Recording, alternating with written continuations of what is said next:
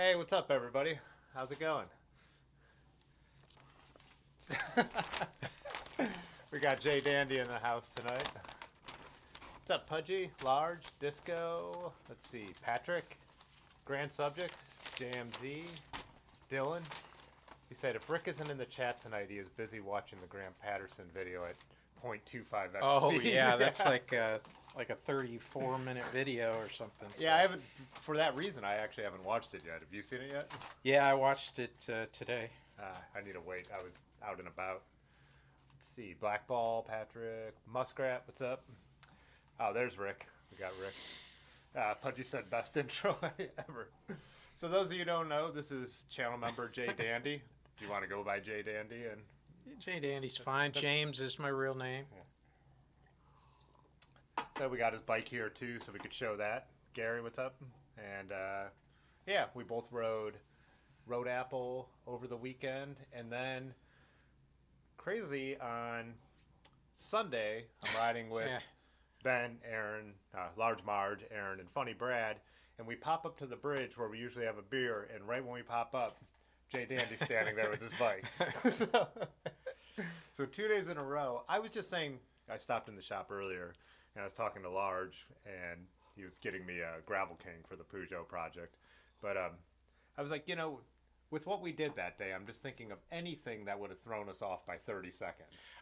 I was thinking the same thing because actually I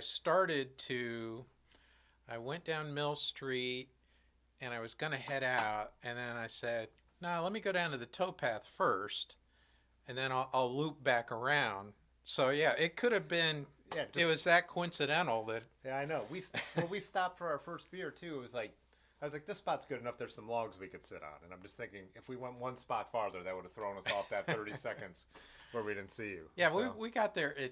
I had just gotten there. I mean, I was just getting a drink of water. I was just going to take a quick break. We ended up laying there forever. We were so tired. I actually just riding to the shop today. My legs are still tired.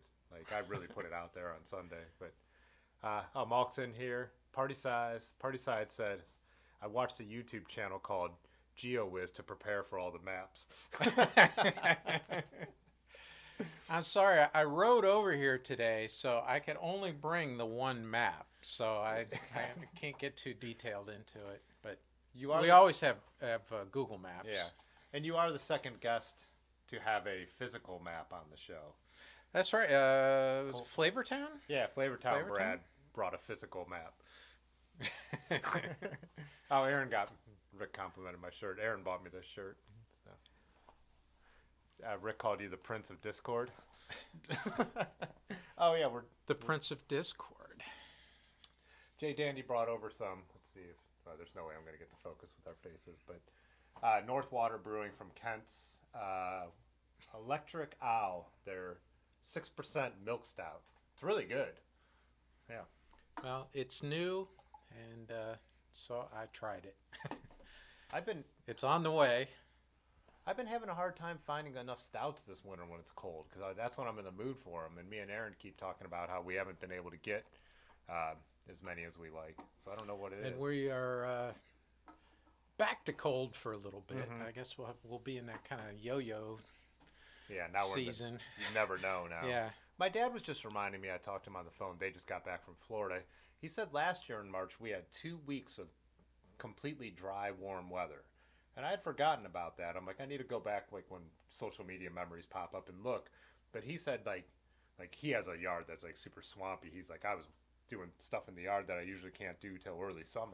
Yeah. So, yeah, I forgot about that. I remember we had that April snow, which made me sick to my stomach. Because I'm like, come on, it's got to be over. It was like mid or late April.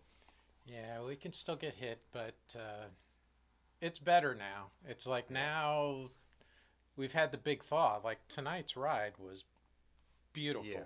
Like I came down Front Street, and they've got all the lights in the trees and stuff. Yeah. It's all lit up down there, and it's nice and cool and crisp. It was a great ride. Yeah, it wasn't. Plus, it hasn't gotten like brutally cold. I think Saturday's supposed to be pretty cold, but after a long winter like this, well, it's great 40 that today. the paths are all clear. You know, there's no lingering snow or ice. You didn't have to worry about it because we had the 70 degrees. So now Yeah. it's clear. I was even looking where my shed is, where you just walked in the back, and that's where I used to, like in the normal, like non-snowy times, leave my bike up. But it's shoveled so many times that space hasn't been open. Even just looking and seeing Right. like the ground was strange. See, traveling through jumped in. What's up, Joseph Ellis? Oh, Rick had said, Traveling is really traveling, isn't yeah, it? traveling is traveling. uh, Rick said tonight's live stream is sponsored by Rand McNally. Let's look at what everyone else is sipping. Lanky has a Masthead IPA, which I buy that one often. They have that. Lanky? Lanky. Yeah. Oh, he said he couldn't make it. Did he make it, or Well, he's he posted just, this at 6:19, so okay, this might be so hey, post-ride. that's nice of him. Let's see. Antony has Sibling Revelry, third wheel, Belgian triple style ale. I never see them around here anymore. I used to see them a lot. I've never been to that place either. Muskrat has a Rheingeist Knowledge. I like his fancy beer glass. Disco says ran out of good beer. What is that, Red Label? Oh, Johnny Walker. Yeah, some Johnny Walker whiskey. Preparing for a big night of maps. Yeah. That's it. Gotta go hard liquor. Yeah. You don't want to jump into that totally sober. Wait, this was JMZ, right? Thin Man Brewery. Buffalo. Oh, yeah, he showed them before because me and Aaron and Large have been there and had dinner at Thin Man. Ah. It was a really cool spot. Really cool patio overlooking the street. That might have been... Was that Aaron's birthday? No, that was the next night. We had Aaron's birthday in Rochester. I thought we might have JMZ join us for Road Apple when he was asking about 27 and 47, the difference. I thought he might take it. He's supposed to be doing, what is it, Black Fork? Oh, is JMZ doing Black? Did he say what is that, Black the Fork? end of April? Or? Yeah, I think so. So I thought he might want to do a warm-up. Yeah, well, I was saying when Black Fork sold out, I was like, because Black Fork actually terrifies me. Have you done Black Fork? No. No, all I've done is Road Apple. Oh, that's the only last year and organized- this year. That's Yeah. the only organized race you've ever ride, and it's not a race. But let's see. No, but I did sign up for this year Funk Bottoms. Oh, okay. That one's supposed to be really pretty. It's supposed to be really brutal. Isn't there a single track on Funk Bottom? I don't know. I've got to get down there and check it. Like, Lanky came down, like he breezed through Kent once, and we did a short ride together. So he brought the Dosey down and stopped at Bent Tree, and I met him there. So we rode about 10 miles on the bike trails back, and he was kind of mentioning it, so it put it in my head. And he said, he did it one year, and it was really difficult. And he said, you'd like that. And I go, yeah, I'd like that. So I signed up for it, and of course, I signed up for the 200K, which is actually more than 200K. Last year it was 134 miles. But I was like, yeah, I want to do that big long one. I wasn't really paying attention to. It has 14,000 feet of climbing. Oh my God! Yeah, I can't even comprehend that. I'm like, so I'm not even just sure. Said it's worse than Black Fork, and that's definitely worse because Black Fork is in the 66 miles, and I think it's almost 1-to-1. So it's like 66,000 feet of climbing. Right. Don't quote me on that. It was those exact numbers, but it's well, around it's there. in the same area, so they may, And those hills are brutal. Oh, good luck. I got to get down there, and for me, it won't be a race. It's just going to be can I do it? Finish, yeah, that would be I mean, I even feel about, I didn't really race Black Fork so much as it was I didn't want to put a foot down. That was kind of my goal. Don't put a foot down and finish, Why not put a foot down? Why would that bother you? Oh, I don't know. Just a There were pride thing? Yeah, there were a lot of people. Yeah, there were a lot of people jumping off the bikes, and I said it's a bike ride. Oh, not a I bike see. walk. Yeah. But, Gotcha.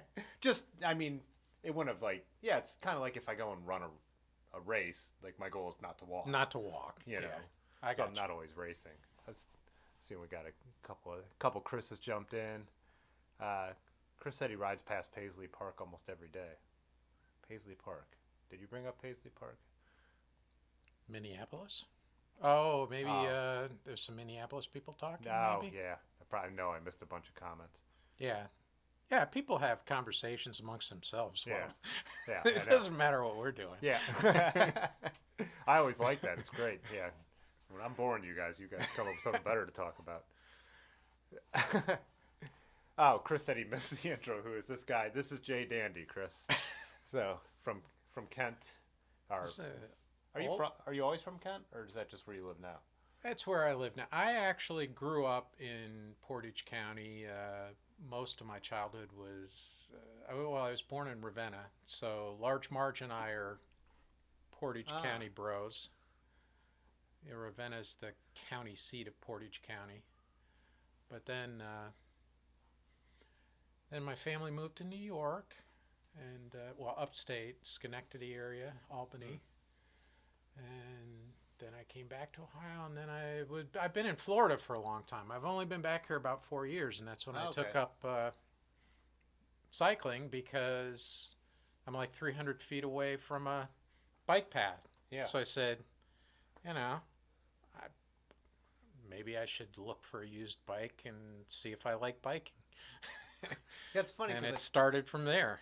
Because I think it might have been from the Thousand Dare party where I said whoever like commented in the Discord, I would drop some swag off or send it. And so we rode, me and I think I must have been with probably Ben and Aaron and Brad, most likely, like always. But we rode to your house. I'm like, oh, this is the back way to the, well, what is that over there? Portage Hike and Bike? Is that what it's called in that spot? Yeah. Portage Hike and Bike, Summit Bike and Hike.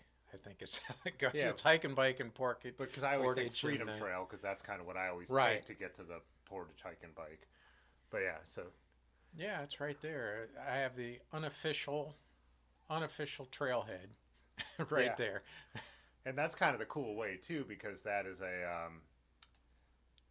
there's like that gravel section back there that you could ride, like the gravel road along the tracks. when I get the old vintage mountain bike build up, I'll be playing around back there a little bit every once in a while. Yeah. I mean, it'll be perfect because I think it's going to be a single speed, so I'm just going to keep it lightweight. Oh, you're going to go single. And I'm just going to play with it. Yeah, I figure it'd be a good workout if nothing else. I'll learn. I'm not going to be serious about mountain biking. I don't think I'll be getting air like Dylan.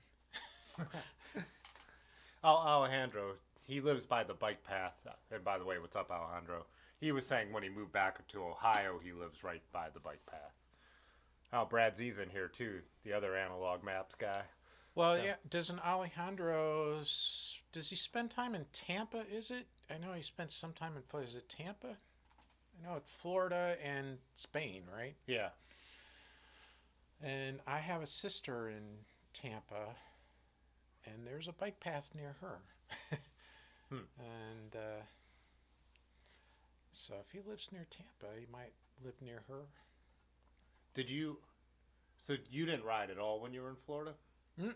So really when you got No, back I here? lived in the Fort Lauderdale area mostly, and there's like, it's funny, now that I ride, I see some videos and things of places where maybe I could have ridden, but the infrastructure is awful in South Florida, like Fort Lauderdale, Miami, West Palm Beach. Not good. I mean, it's just built for cars. And, they just expanded. They just put developments all the way out to the Everglades, and everything's about just moving the cars, east and west and north and south. And no, but now it's like, even though I know the infrastructure's not that good, I mean, I'm so comfortable on a bike. Man, I would have been, if I had a do-over, I'd be riding there all the time. I would have been riding to work all the time. So Party Size says Tampa has a great bike scene, and then Alejandro said, yeah, Tampa, bike path in Tampa goes all the way up to Spring Hill. So this is Yeah, Tampa seems to be good, but I was on the eastern side, so Fort Lauderdale, Miami, West Palm. Although now I see some videos, I see people in West Palm would go out and ride some of the canal trails. Like you could go miles and miles of canals from the East Coast up to Lake Okeechobee, and I would love to do that now. so this is where I'm not going to put JDandy's actual location on the internet, but so here's where our beers are from right now, North Water, and you can see the bike path comes in here. Kent Cycles right here, Yeah. good little bike shop. So yeah, so what this is the off-road stuff is kind of in back in here. So then yeah, he could just jump over, and if for those of you who JMZ came out and we went out Yeah, to the Moon JMZ was Tower, there. and a few of you guys have been out where these off-road trails he's talking about riding a new bike are all through here. But then you could jump on the Portage hiking bike and go all the way out to Ravenna. The way I come through is like through downtown and then, back to Akron. And there's a number of ways to do that. But here for reference, this is Kent, where JDandy lives now, and Akron on the bike pass is about 10 minutes away. So, yeah, and there's two routes, one that goes through Talmadge and then one that goes more through Cuyahoga Falls. Did you come out on the hike and bike tonight? Yeah. Yeah, hike and bike into downtown. Which way did you come off the hike and bike to get through Cuyahoga Falls? I usually, it's funny, before I even, knew about your channel, or, that you had a studio here, this was one of my preferred. I would come up Chestnut. Oh. It was my preferred way to get to the towpath, because Chestnut's like a wide, low traffic kind of street. I pop up, what is it, the Cuyahoga Falls Park, and go through there, and then there's Through water? there's like a footpath that goes at the southwest end. Oh, there's like a little dog park sort of area. Right here. Yeah. Right. Yeah. And you jump this And then, little path yeah, I here. do that little path, and I go through those neighborhoods. And then I always You do that pedestrian bridge something? Yeah, I always do, Okay. because I was looking at a map, Yeah. and I saw the pedestrian bridge, and I said, "Oh, that's cool. I got to do the little pedestrian bridge." Like I feel like I'm like the only one that knows it's there. Me and a few homeless people, I suppose. But yeah, and today I skipped that just because it was dark, and I thought, well, so I turned on Hudson. I came out of Hudson to Front, and then I came down Front to Chestnut. Yeah, so what we do that your route, or like through those neighborhoods sometimes. We come through Waterworks, and there's this little There's arboretum. Okay. Yeah, I've or- been through there. What did Large Mark? Arboretorium, as Large Mars called it. And so we have a route that takes you like through this neighborhood. Wait, where's Myrtle? So we could see this little leg here. We come here, then you take Myrtle all the way, Newberry, and then where's so then you got Broad Front, and then Chestnut all the way. Chestnut is here, yeah. So come down Front, hit Chestnut, and Chestnut takes you all the way to the studio. Yeah. So, Yeah, and but both ways work, yeah. And I used to take Chestnut. I would come past here, and I'd drop down like into get down to Cuyahoga, and I'd take Cuyahoga Street kind of out to Euler, Oh yeah, yeah. and find my way down to the towpath. And it was kind of cool when they were doing the construction around there. It was kind of you could take Cuyahoga, but it was blocked to cars, and then it became kind of a gravel route when it was all tore up. Yep, I was riding. Yeah, so Cuyahoga's through here. So I mean, it's great to have a bike that is gravel oriented, because you never know what you're gonna like. It could just be construction, and okay, I mostly ride paths and some roads, but you never know when you're going to need, a little cushier ride and something that can handle something that's a little gnarly just in your regular travels. Yeah. And Euler's getting good again right now because Yeah, Euler's pretty smooth right now. well, also the bridge over the Cuyahoga Oh Memorial yeah, is they're working closed, on that. Yeah. so there's almost no traffic here, so you could go right to the towpath. And yeah, that's what I did coming back from the shop. I went down that way today.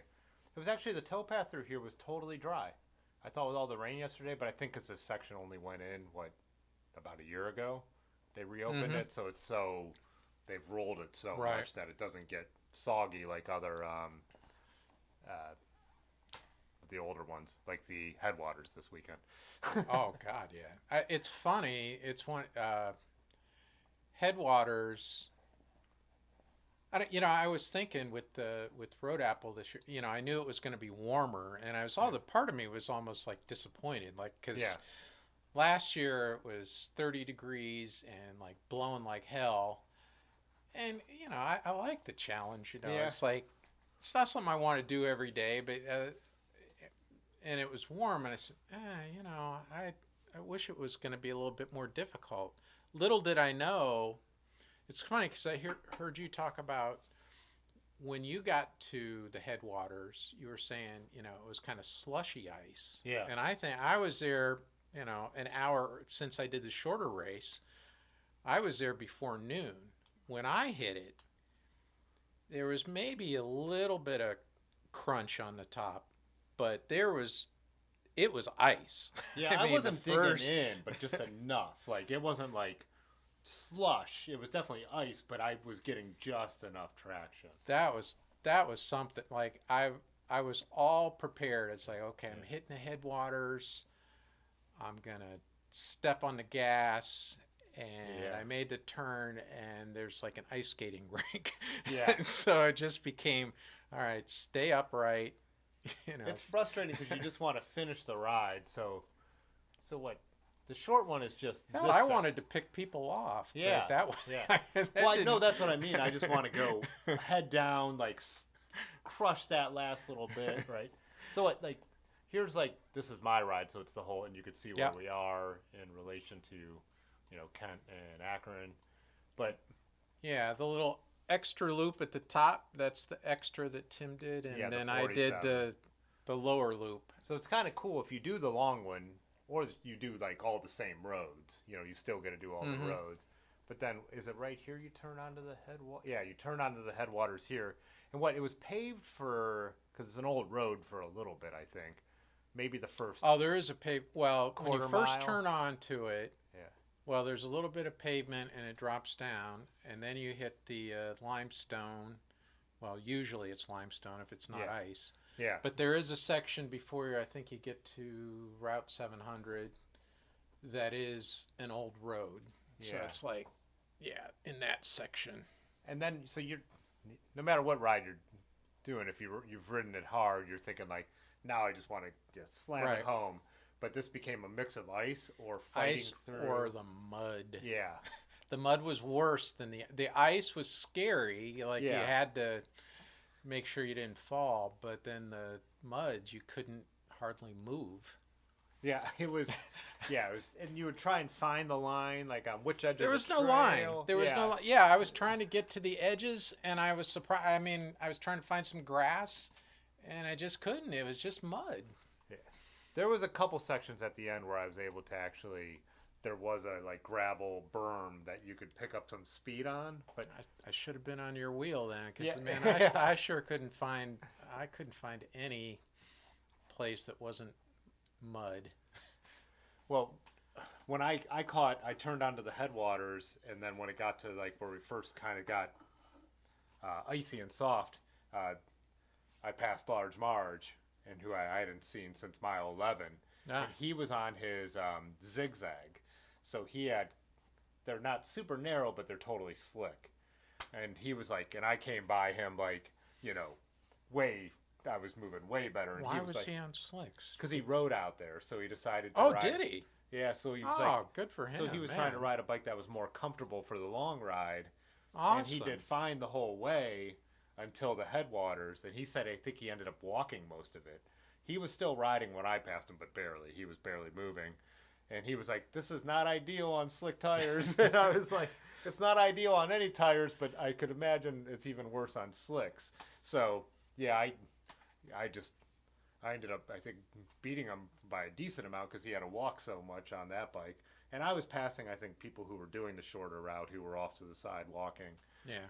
Yeah, so there's a couple guys who were just like they didn't, like in the muddy stuff, I was going as hard as I could. No one was passing me. But in the ice, I was using caution. I wasn't going slow, but I definitely wasn't, that's a trail where you could be riding 20 miles an hour or whatever your hardest pace might be. But on the ice, I was like slowing down. So if I did hit the deck, at least I wouldn't be going top speed when I hit the deck. It was keep it straight, don't touch the brakes. Like, yeah. Well, I tell you, I was like just focused on.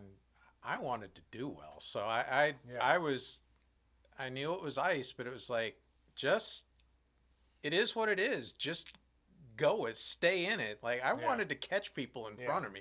I couldn't. I mean, there were like two guys that kind of that I did pass that kind of bailed on the ice, and they were and I could tell they were so pissed that I and like two other guys were going past them, and they had such a good ride up to that point, and then the ice just did them in, and like I was like, that's, and all of a sudden, like that was kind of fun because I wanted the challenge. It's like you don't know what you're gonna get, and you just deal with it as it comes. If it was all perfect, I don't really need that. I just I want the stuff where there's like a little. It's supposed to be a challenge. It's supposed to be a challenge. Here's I'm putting my stats up because Pudgy was asking the mileage, so that shows 47 for the long ride.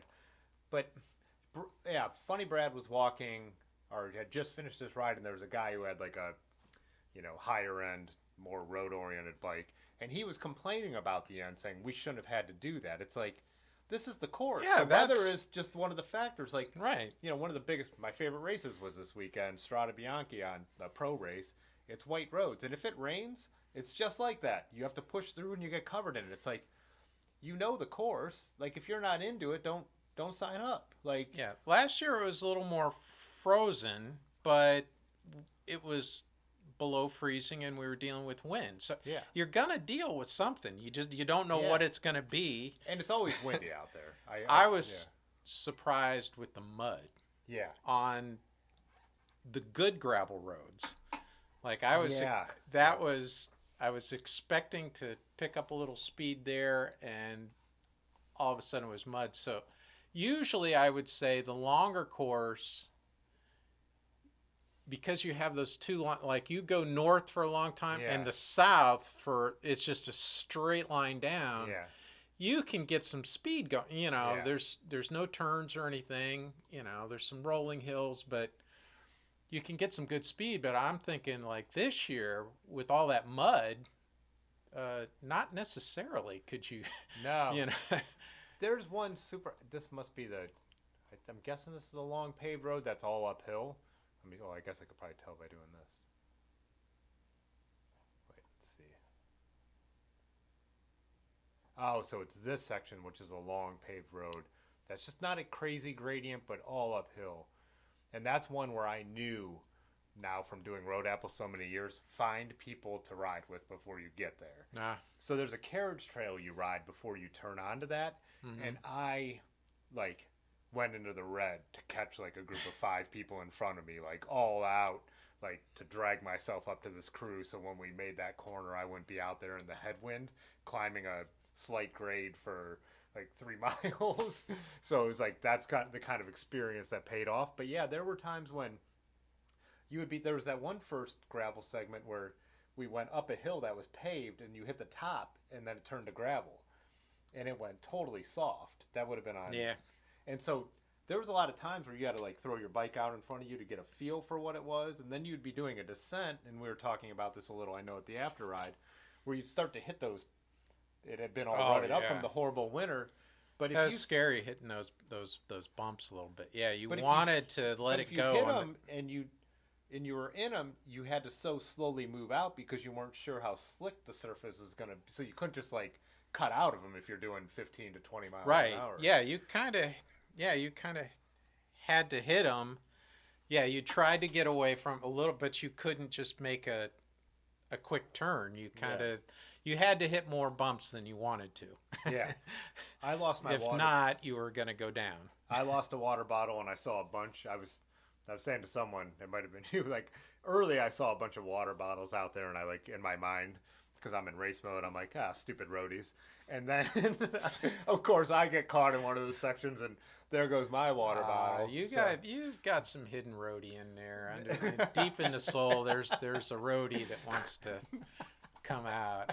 I know we were sitting on the bank. I was sitting on the bank with Aaron when you were finishing up, and you had stripped down to the jersey. Oh, and she said, "I've never seen him in a jersey before." and I had noticed it when we started. I could see you had your pockets loaded. I was kind of coming out, just peeking out under your thermal jacket. So I know there's some roadie in there. I mean, you can't ride gravel and not be a little bit roadie. Yeah. You have to be. For the record, it was a vintage jersey. Yeah. Okay. I mean, it was cool, but yeah, just to be clear, it wasn't the uncool roadie thing. It was the cool roadie. It was vintage. Yeah, it wasn't like a skin suit or something. As I sit here, I got my tights on. Yeah, you dress more roadie than I do. These are. Oh, I do. I mean, I'm old. I can do it. I don't care. But these are thermal, so when it's 32 degrees, man, these are the shiz. Well, the funny thing is all my roadie stuff is just underneath. Yeah. So, yeah, We should look at your, do we want to jump in and check out your bike? What time? Do you want to grab a beer first? Well, I follow you. Do we want to do bike picks or see what and people then have do up? the bike? Yeah, why not? Bike picks and then beer and then look at the bike. Yeah, that's a good. Yeah, let's see what other people have posted because then we'll just do the members thing earlier and get set up to show your bike. I think that's the way to go. Where was Rick? Cool. What he actually put a caption. Bowman's Hill Grain Mill. Oh, nice. Could always count on Rick for good photos since he's. Oh, and I think I made an old comment, so I think I'm just going to clarify this here. I believe I'm older than Rick, so I'll just put that out there. Really? Yeah, I think we're pretty close, but I think I've got him by a year or so. So I know everybody likes to do the old man busting on thing, but yeah. And I've kind of kept quiet about that. I'm pretty sure I'm older than him because when one of his vaccinations, I think he posted a card. Oh, and said I think I got like a year on him. Huh. I wouldn't have guessed that. You wear it much better. We might have been in the same like high school class. I might have been a year ahead of him. You definitely wear it better than he does. This was Malk's rally. He said he bought 20 years ago and just dug it out. What he said, found his rally Supercourse. Bought this bike 20 years ago in Springfield. I wonder if this is the shop. No, that shop Pudgy nice. Works at wasn't around 20 years ago. I don't believe. Oh, he shipped this back to Ohio. Oh, cool. Well, Rick will like this. It looks like he's got a triple on it. Oh, where are we on time? So I might have to do the pedal break. 9:30. Oh, geez. Yeah, you can tell I'm old. I can't make it till 10. Yeah, we'll do it early. Oh, then Disco got his bear claw. So I think he got the same bear claw as Pudgy. Whoops, well, that's way too close. Who? Who's this? This is Disco Whisk in Columbus. Wow, nice. He's the one who stopped by here with Malk, and that's how I met him. Yeah. Oh, yeah, you can. I think it's kind of cool. You can tell the people that are real. They've been around bikes for a while, and eventually, they get the tie. That's. Yeah. I think you got to be involved in it for a while, and then you know what you like, and it's worth it to you. You know, it's like you don't start off just buying a Thai bike. No, I mean, no. like you've got some experience and you know what you like, and you know. That's true. My buddy Micah, who when I met was like same as we were talking about earlier before we went on, how we both just had bikes that were just our bikes, but we didn't consider ourselves cyclists. He was kind of the same way, and now he's been so into bikes. He's about to build up a Thai bike. And so, you know, he's 4 years deep on like learning everything about bikes, and he's like, you know, bought and sold bikes to get the bike he wants. What is the chain ring on there? That's really cool. An Easton crank? Huh. That's interesting looking.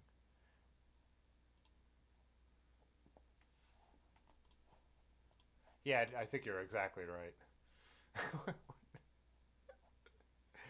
What is this doing? Happy Dentist Day? Oh, with the tie and the dentist. Yeah, gotcha. Oh, then Chris, Dylan's quicker than us. Yeah, he's younger. Chris is out in Toronto. That's pretty cool with the city in the background. I drove to Toronto once, and when you're coming in, you see the city like that on the horizon across the water forever before you get there. Chris, Blackball. Blackball, yeah. Couple names. Oh, yeah, I have to apologize, Blackball. I rode over here today. I would have liked to have brought an historic map because Blackball's into old maps. Oh, yeah. But I only had room to just bring just the one single map as a prop, but yeah, that's cool. Is that the Outback? Is his the Outback? I can't remember now. No. Patrick has an Outback. I can't keep him straight. Swiss Cross. All right. Yeah, it's Swiss.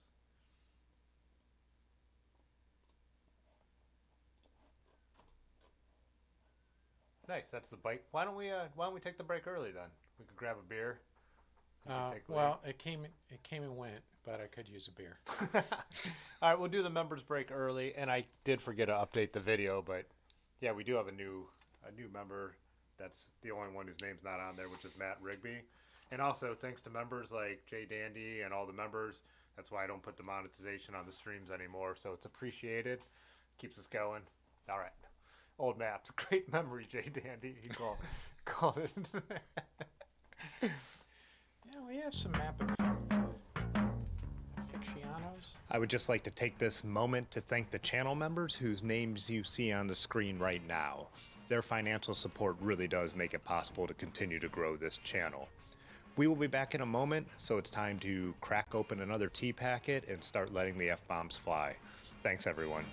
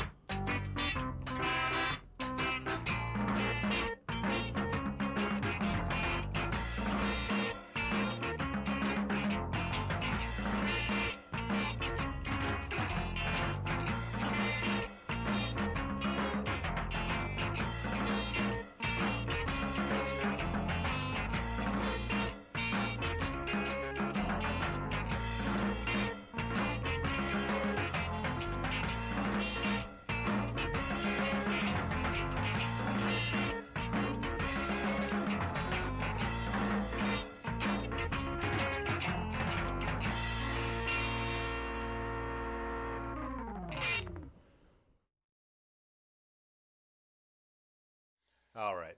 I remembered to turn the volume back on so you don't need to call me a pine cone, Pudgy.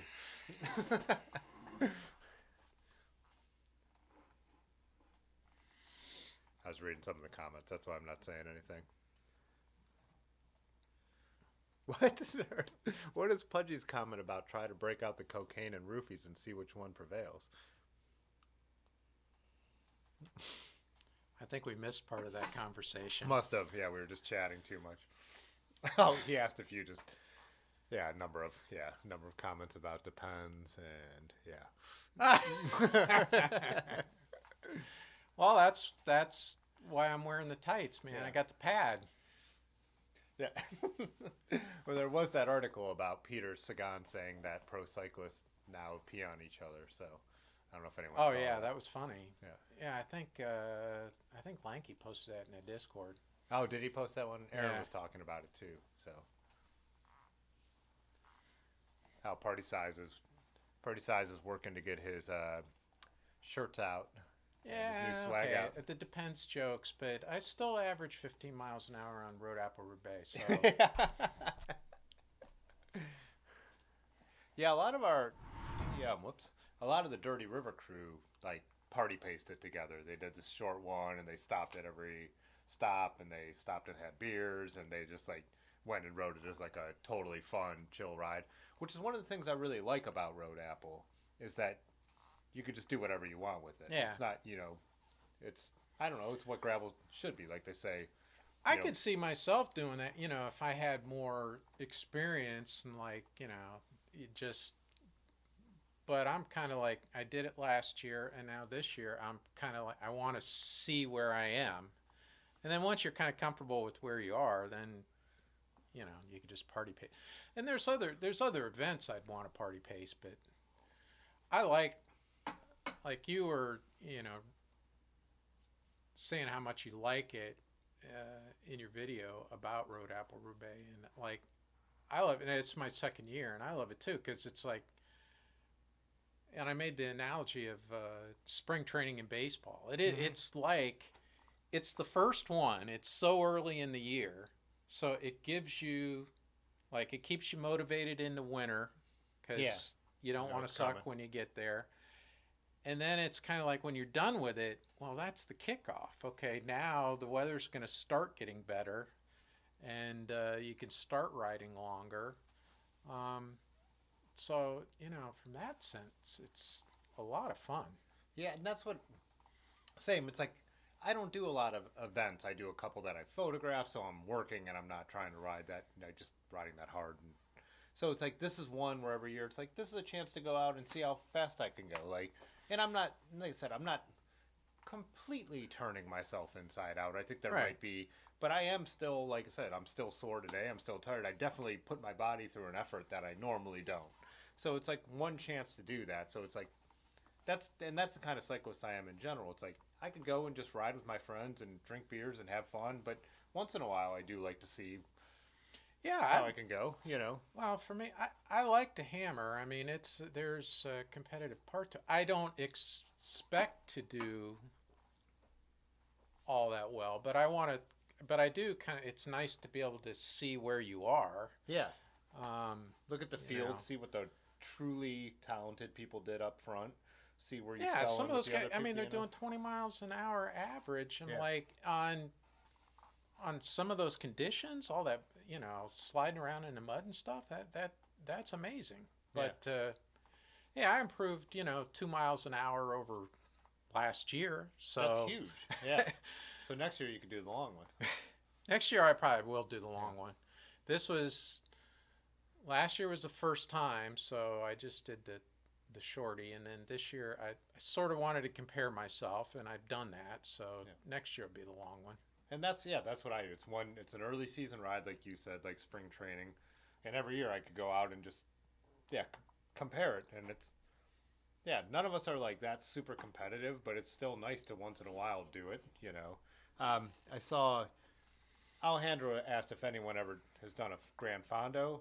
Road Apple is a Fondo style event, and then they did have a Fondo here in Akron the year before COVID, 2019. in the fall. I went out and did that, and I did the same thing. It was like I wasn't racing, and I stopped at the stops to refuel. It was 75 miles, but I was still trying to see what kind of average speed I could put in over 75 miles. Yeah. You know, and yeah, I don't ride like that every day, but once in a while you want to go out and it's an event too. I think most of my friends are whether a lot of them whether they say it or not are seeing how well they could do. Like AJ Albert from Akron Coffee, he went out and I think he beat me by like almost a good 15 minutes. So he was out there going for it. And Yeah, he was. he was Well, fast. at Road Apple, he did the long course, and he was sitting there with Aaron. I sat Yeah, there when with I him came for a little by, bit. yeah. So, and when he said he had done the long course, I'm like, Yeah. and he was. I mean, and he was relaxed. So I mean, he had been done a little while. Oh, there's Lanky. Said thought Funny Brad was the guest. This is better. Ah, funny Brad. Yeah, you guys, anyone locally should sign up for Road Apple because, like I said, it's just you could do it however you want, but then it's the best deal in like there's not many Yeah, rides really. that Yeah. are, for what Uh, it costs. You get the shirt, the pint glass, a drink, lunch, an after party, organized course that you know where you're going. It's not a closed course, but they do it out of Garrettsville. They do have a rollout with a uh, police escort for the first yeah. couple turns.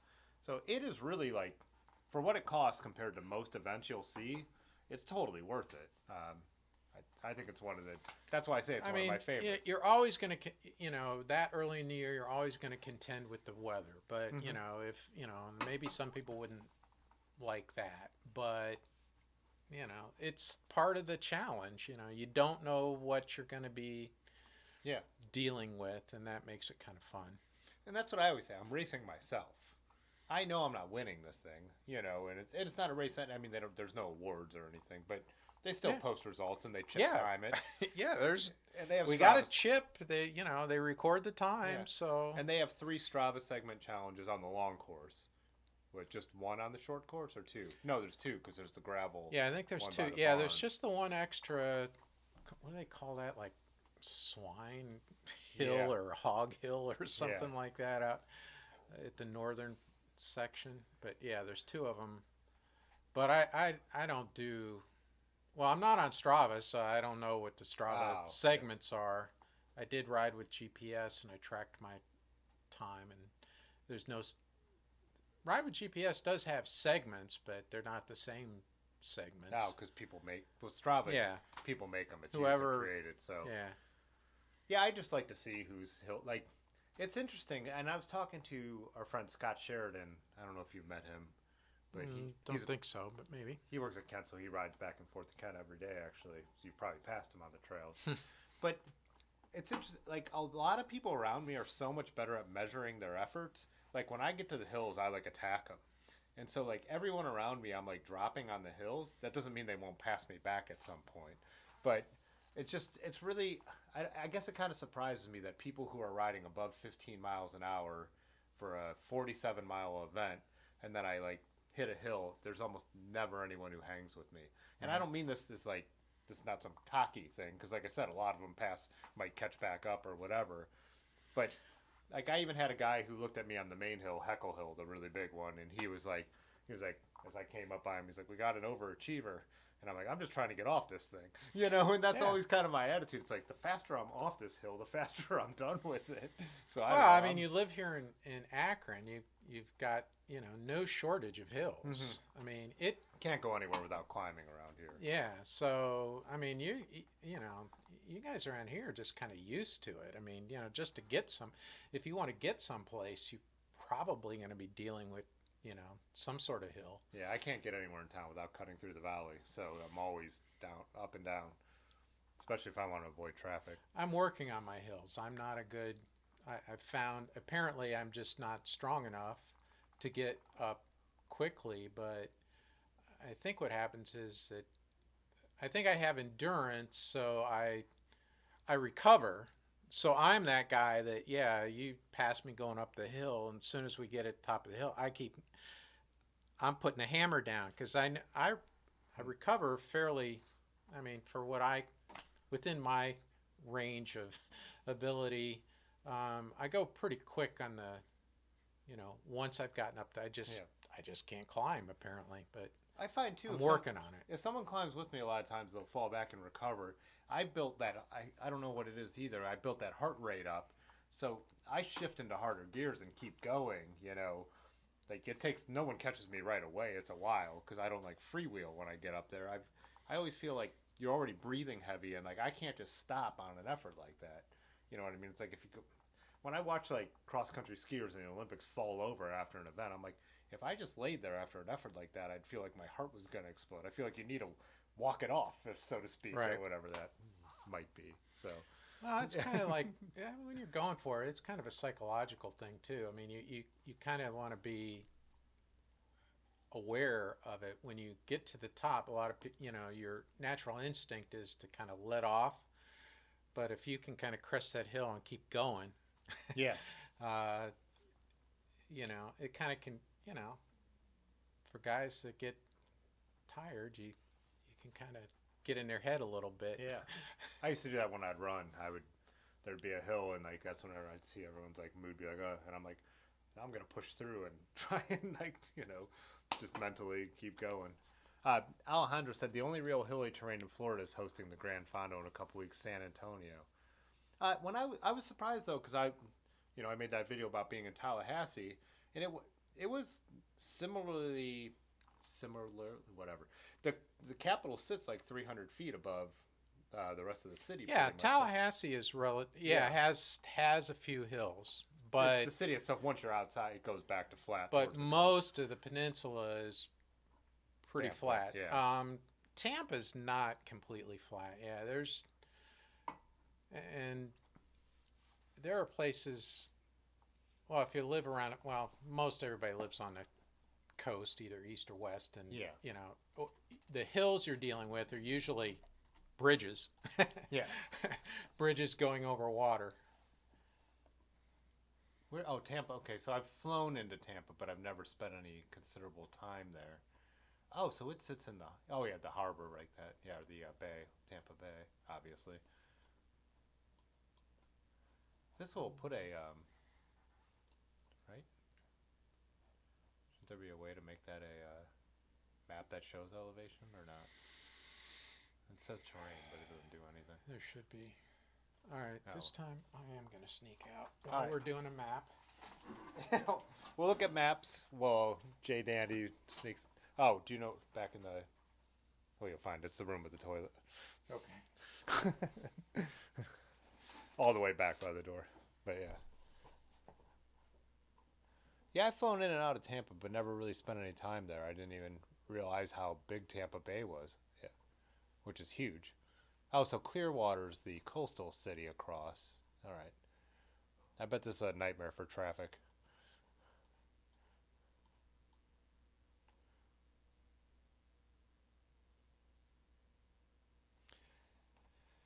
Pudgy said the bridges on the east coastal areas are tough at times when the wind is howling. Yeah.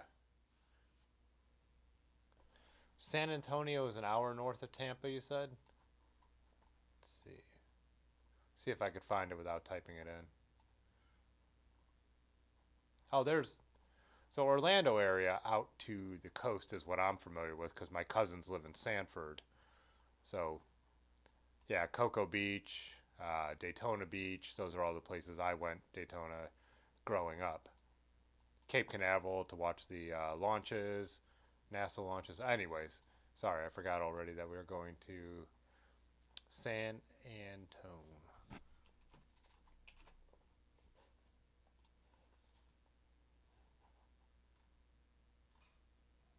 Oh, so a small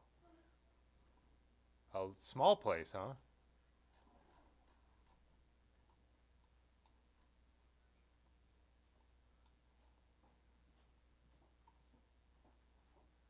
Most of what I know about Florida is from the presidential elections every year, like talking about the counties and stuff like that. Oh man, Dade County hasn't reported yet. Yeah, I worked for Broward County, so like when the big, what was it, the Chads? I was there for that, and actually recruited. I mean, I was an accountant, but they recruited us to help out with that. Like I did it. Oh, the hanging Chad thing was. You were involved? I wasn't involved in it, but after that, the very next year, they weren't going to have that happen again. So I was involved in. They actually had me. Well, one of the things I did was collect the machines from the different precincts. Mm-hmm. That's what I did, and then a couple years later, I started working like the command center, and our job was to check with the precincts and find out if, just keep on them. Do they have any problems? If they have a problem, we would like write it down and like hand it to somebody, and they would immediately address it. I mean, they just weren't taking any chances of being, you know, the headlines again. So it's like we knew like when they closed, you know, the polls closed at 7. Like, you know, where are we?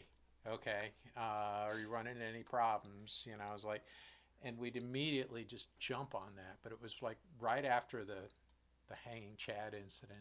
Where was that? That was in Dade? It was in Broward. West Palm. Palm Beach County had a problem, and I think Broward had a problem as well. Down here?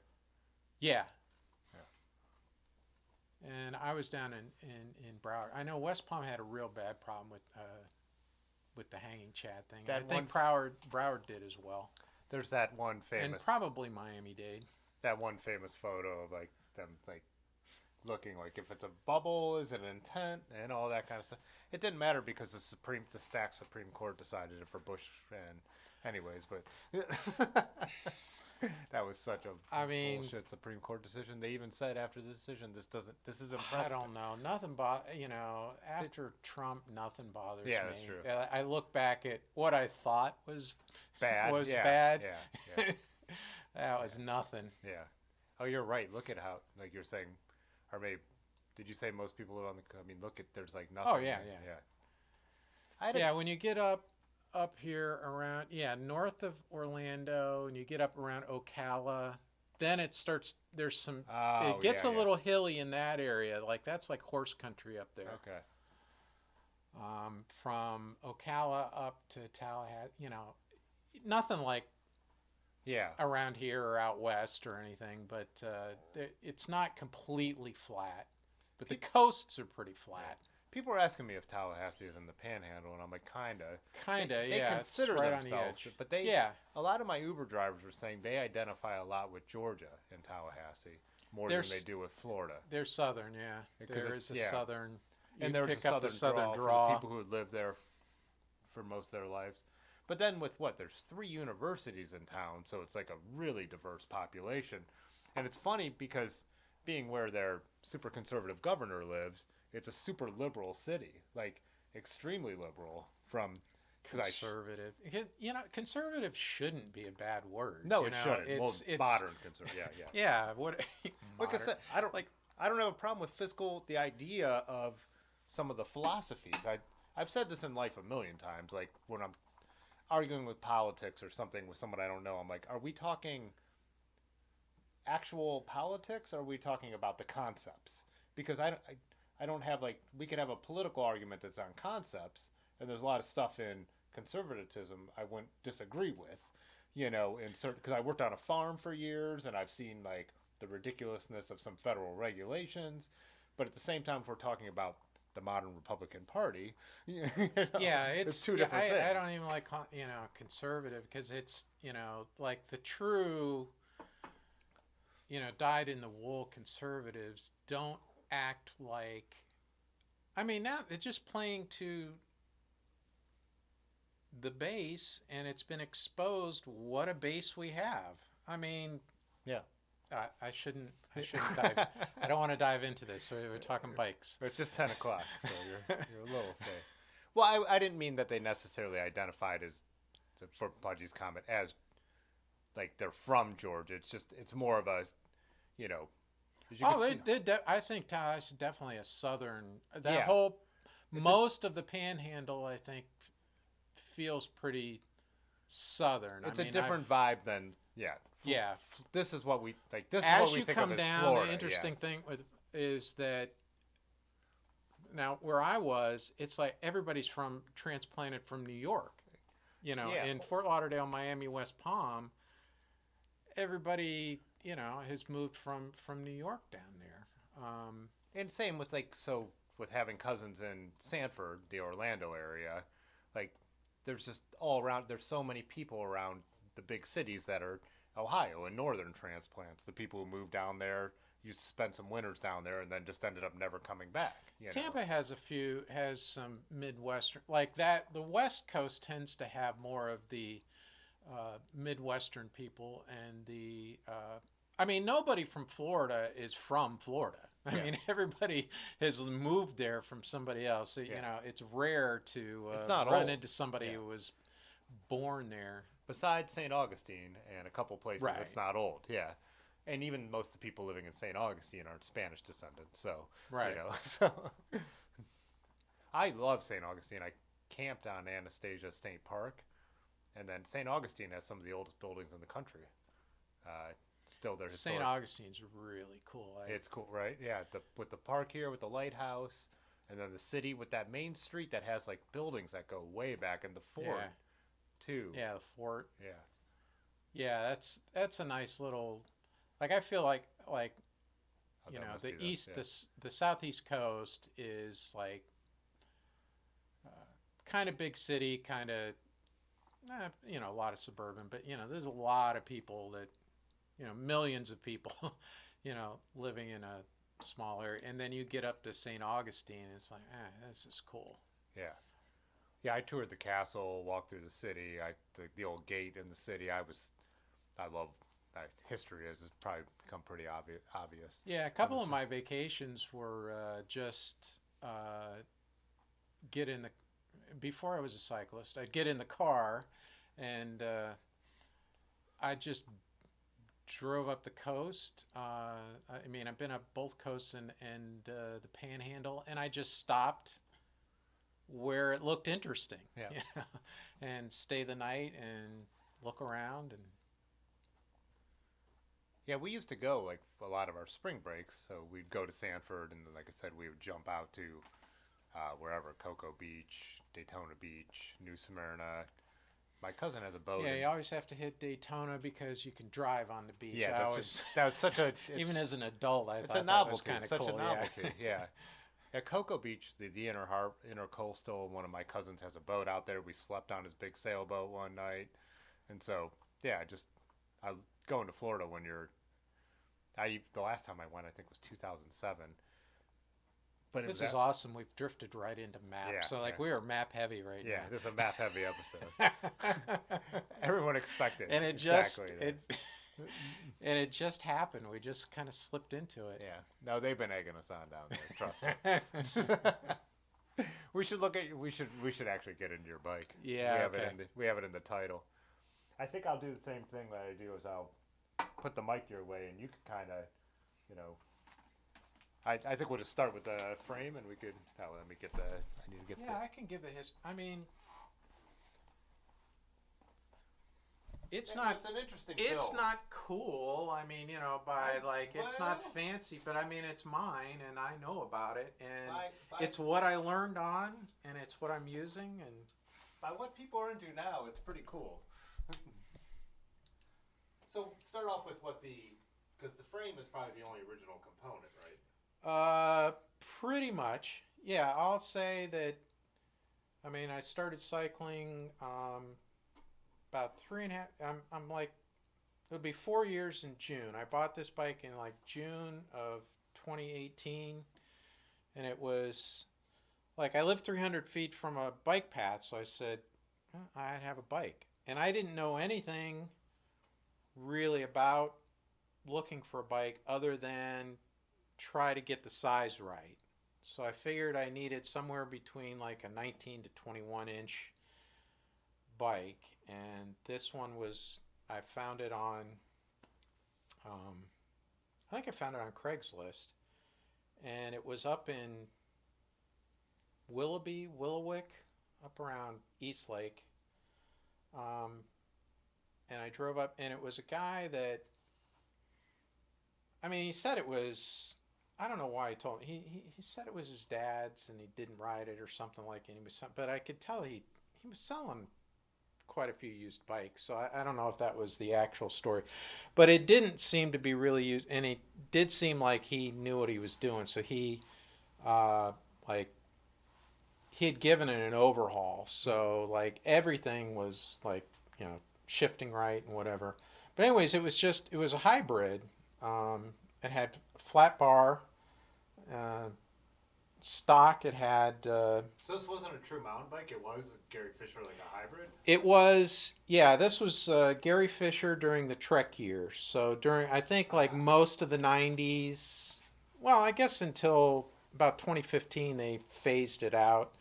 Um, but I guess in the '80s, I think he had his own company, Yeah. and then there was there was some financial stuff, and then I think there was a brief amount of time that maybe it was maybe a Taiwanese company or somebody from Asia, and that wasn't long, and then it became Trek. But Garry Fisher stayed, um,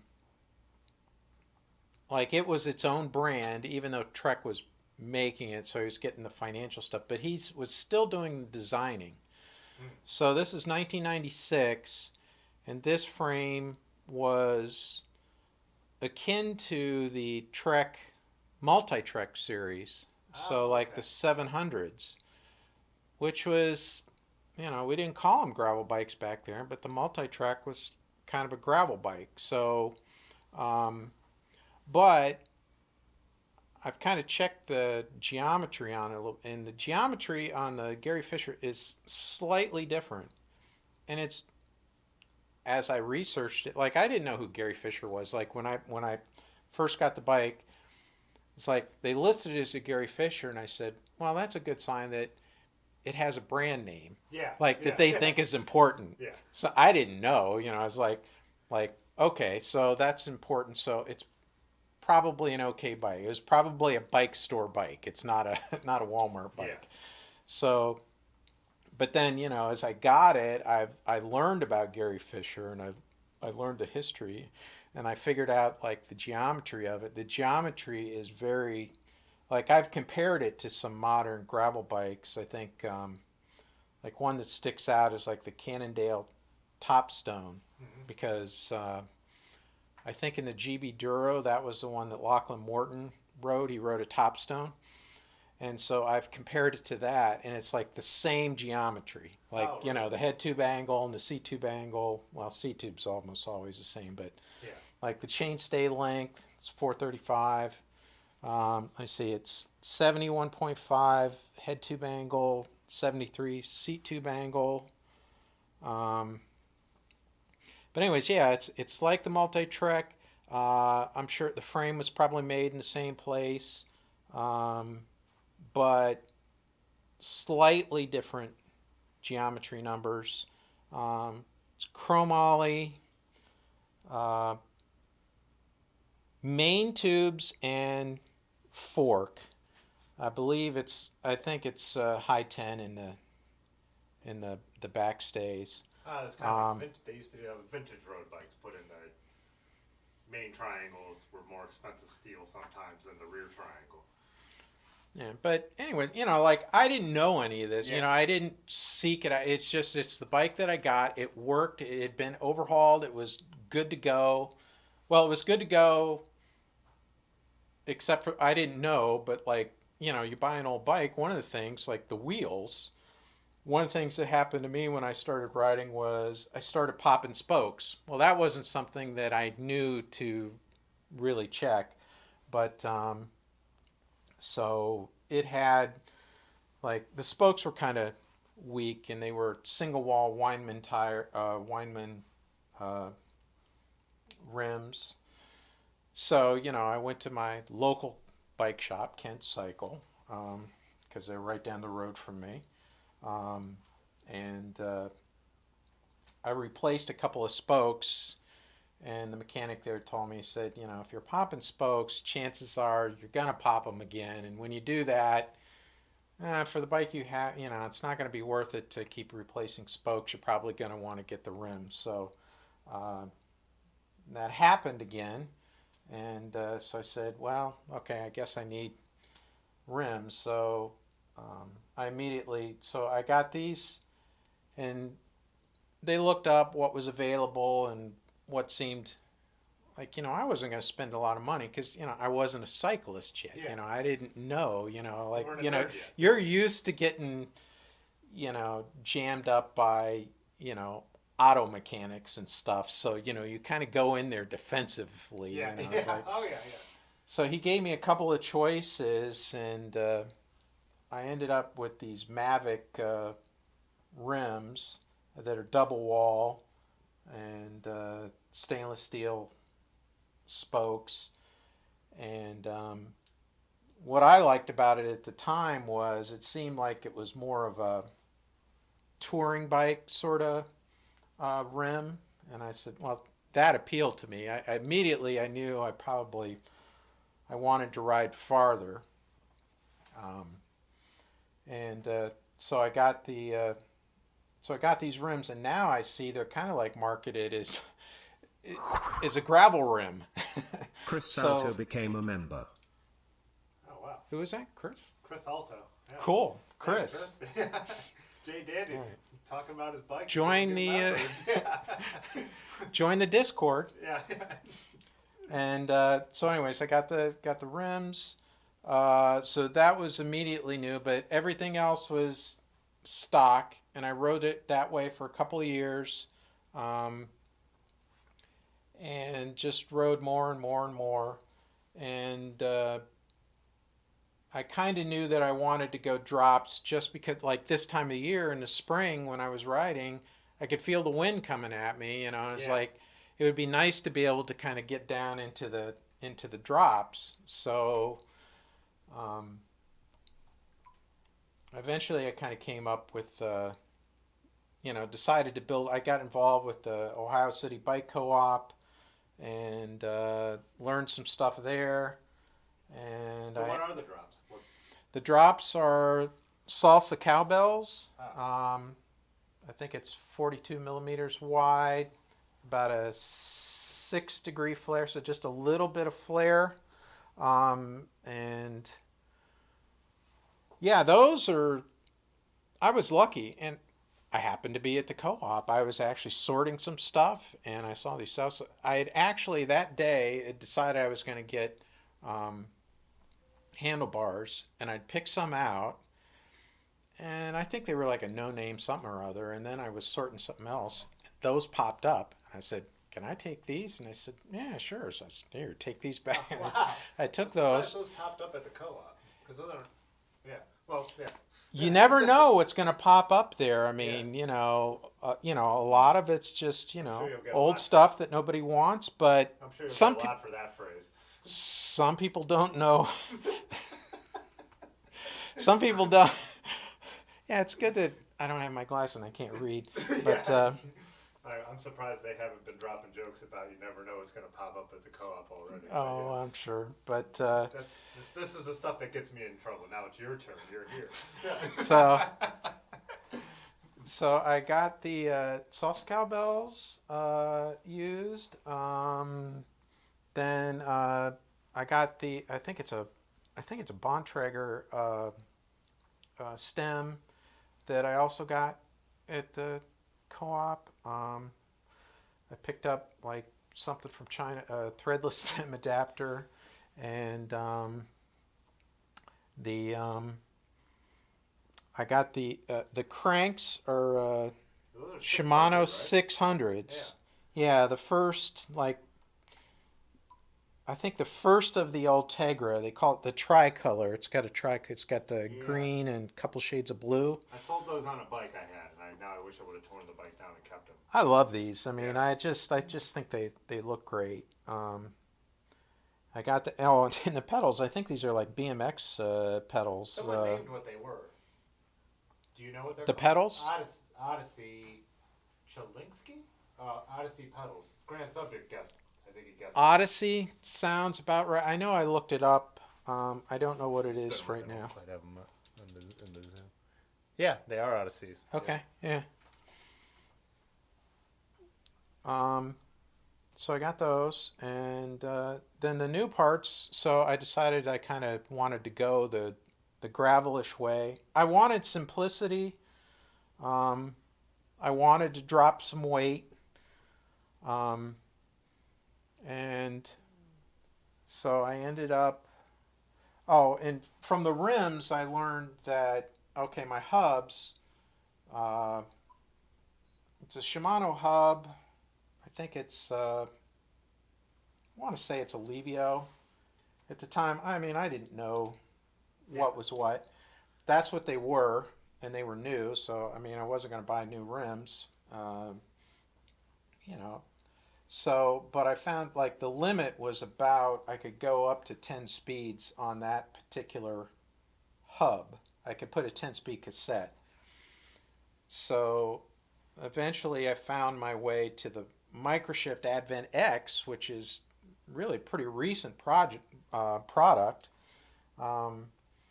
So I could get the 10-speed cassette and a 10-speed derailleur that worked together without putting any, I didn't need any extra adapters or anything. Everything worked. Ended up going one by with got the Wolf Tooth 42. Yeah, how big is that in the back? That is a giant. In the back, it's 11 to 48. 11 to 48. 11 to 48. So, I mean, you know, there's some, you know, you might not like it because, you know, it might be too many jumps for you. But I was coming from my old 3x. Yeah. Was I had 11 to 28. And really from my usable gears, I probably had really 10 that I really used. And the jumps are pretty much the same, except now I can go, you know, even lower.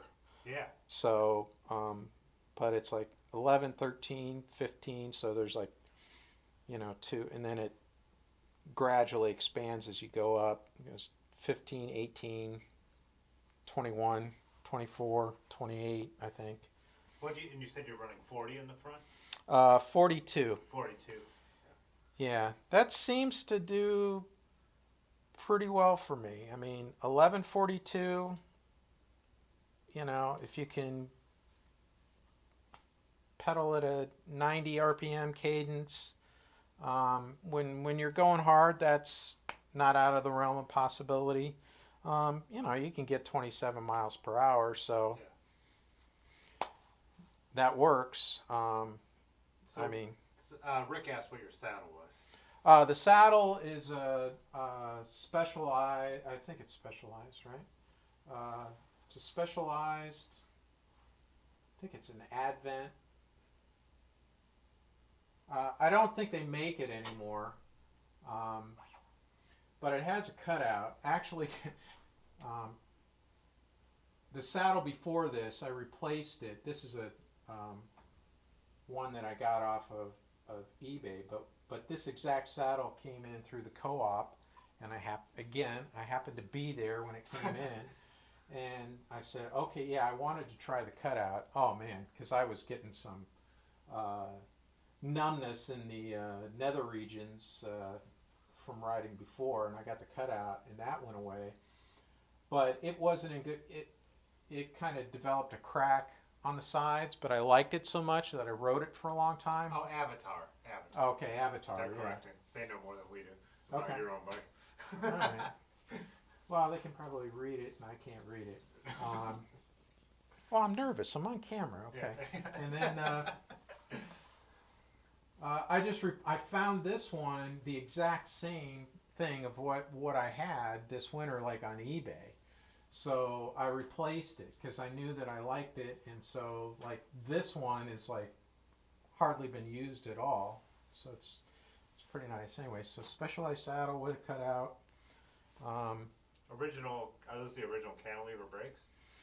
Yes, these are the originals. I've got new cantilevers to go on. Haven't put them on yet. Didn't really want to get them dirty at Road Apple. Yeah, wait till after the winter. Yeah, And wait. so, is that a Gavinol shifter then? Yeah, and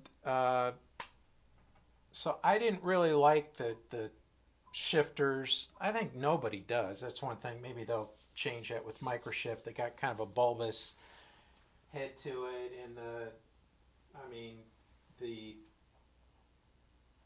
uh, the cable comes popping out the side where everybody's used to it being tucked. But this is, I don't ED mind subscribed to the channel on this. Yeah. Because, well, it's unique. So yeah, it's a Gevinol shifter, which is basically a thumb shifter attached to a Tektro brake lever through a company out in, where are they? They're on the West Coast, Portland or Seattle, I can't remember. Anyways, great customer service. I mean, you send them they answer you like right away. And all they really do is like they have an extra machined part in here so that these things can work together. So, but it's 10-speed indexed. It works with my derailleur. Oh, so it's indexed. Yeah, it's indexed, and you know it can be switched to friction. That's always nice in case your indexing gets out. Right. And you don't have the time to re-index. You can at least switch to friction. Well, my leanings were that I thought I like to do long rides, and I'd like to do some touring and stuff. I haven't done touring yet, but I get longer and longer on the rides and more challenges. But anyways, I just thought that, well, if I'm out in the middle of nowhere, I want the simplest thing possible. And I'm not great at mechanics and stuff, so like, I'm trying to learn some stuff. But anyways, I wanted simplicity. So it's simple. It doesn't weigh very much. So those are the two things. I got simplicity. It doesn't weigh that much, and it works. And so what's left on it that's original is the seat post, which I'd actually like to replace just because I don't think it looks that great. But it's an odd size, so I've been hesitant to. It works. So. Is it? It's not a 27 too? Nope. It's like a 26.6. Oh, really? I don't know why, but I would assume it was because working at the co-op, I see all kinds of oddball sizes and the things that show up there. I was comparing that to my '94 mountain bike. When you look at them, they look very similar in their right. The way they were built at the time, and so I assumed it would have been a 27. Well, Yanda made fun of me because I was like, "Well, I don't know what size the seat post is." He was like, "It's 27.2." He was like, "You have 5 other bikes with 27.2." Yeah, that's kind of the standard. It's definitely a stand. Well, it keeps things just keep getting wider. Some of the mountain bike stuff gets wider, but I don't know why. It might have had something to do with the tube. Like the listed weight on this when it had steel flat bar and stem and quill stem and the original 3x stamp steel cranks, it was listed at 26.4. And I got to figure I probably took 2 pounds off of it by getting rid of those handlebars and that stamped steel. I might have added a little bit of weight in the back, although this has probably pretty light. the 2 biggest cogs are aluminum, so it's like 424 grams. Oh. And since I ride it as a gravel bike, actually, I don't know. You justify things like if I got the weight in the back, well, that helps me on climbing. So, but it just worked out that way. So it feels pretty light in the front with the aluminum bars from the old steel flat bar. So I probably drive. So it's probably a 24-pound bike. I've never weighed it. But Disco said his old Specialized is a 27 seat post, but Pudgy said his Fat Chance is 26.8. So 26. Yeah, there's I think it's 26.6. There's 26.8. There's like 25.4 I think is fairly common, maybe road bike-ish sort of thing. There was there's Number, yeah. there's different one. 27.2 is kind of the standard now, and maybe has been for a while. But for some, this is 26.6. But maybe that makes maybe this tube is a little thinner. And what is? Because it's different. Maybe that shaves a little weight. I don't know. Oh, that's your head. And then, is your bottom bracket original? No, but I replaced the bottom bracket. Shimano, I think UN 55. So nothing fancy, but everything I saw was good workhorse. They've phased it out now. I happened to get that one. I think it's Century Cycles. They had a few left, and I got that because some of the newer, cheaper ones, they have the plastic cups, and this had metal cups. So I went with that. That was my struggle. That's where I really needed help with. It didn't really go in as smoothly as it should. And me... It's after 10, right? Yeah, everyone's been there. Yeah. All right.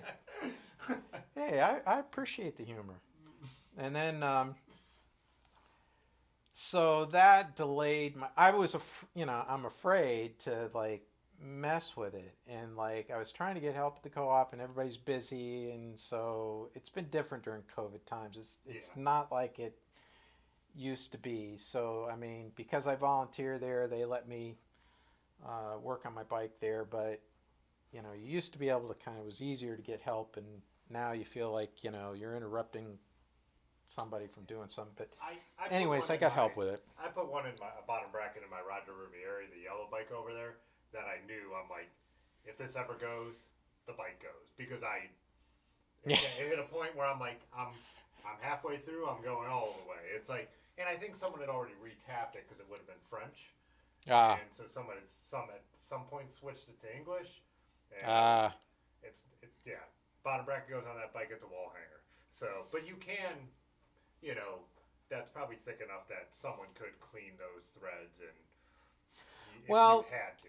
But I don't know exactly what was going on there. Maybe it wasn't, I mean, it's not a top line it's chromoly, but I mean, it's TIG welded, but hey, lugs add weight, right? So, I mean, for what it is. Yeah.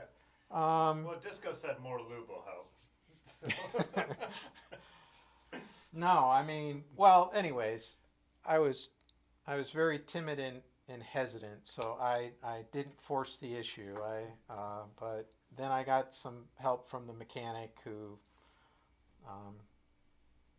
when he said it was okay, then it was okay. So once I got past that, most everything else was, relatively easy to do. And I am no mechanic, but I'm kind of hanging around the place that does stuff like that, so I'm picking it up. But and then I got the Gravel King SS Plus, and I thought the SS kind of rolled pretty fast.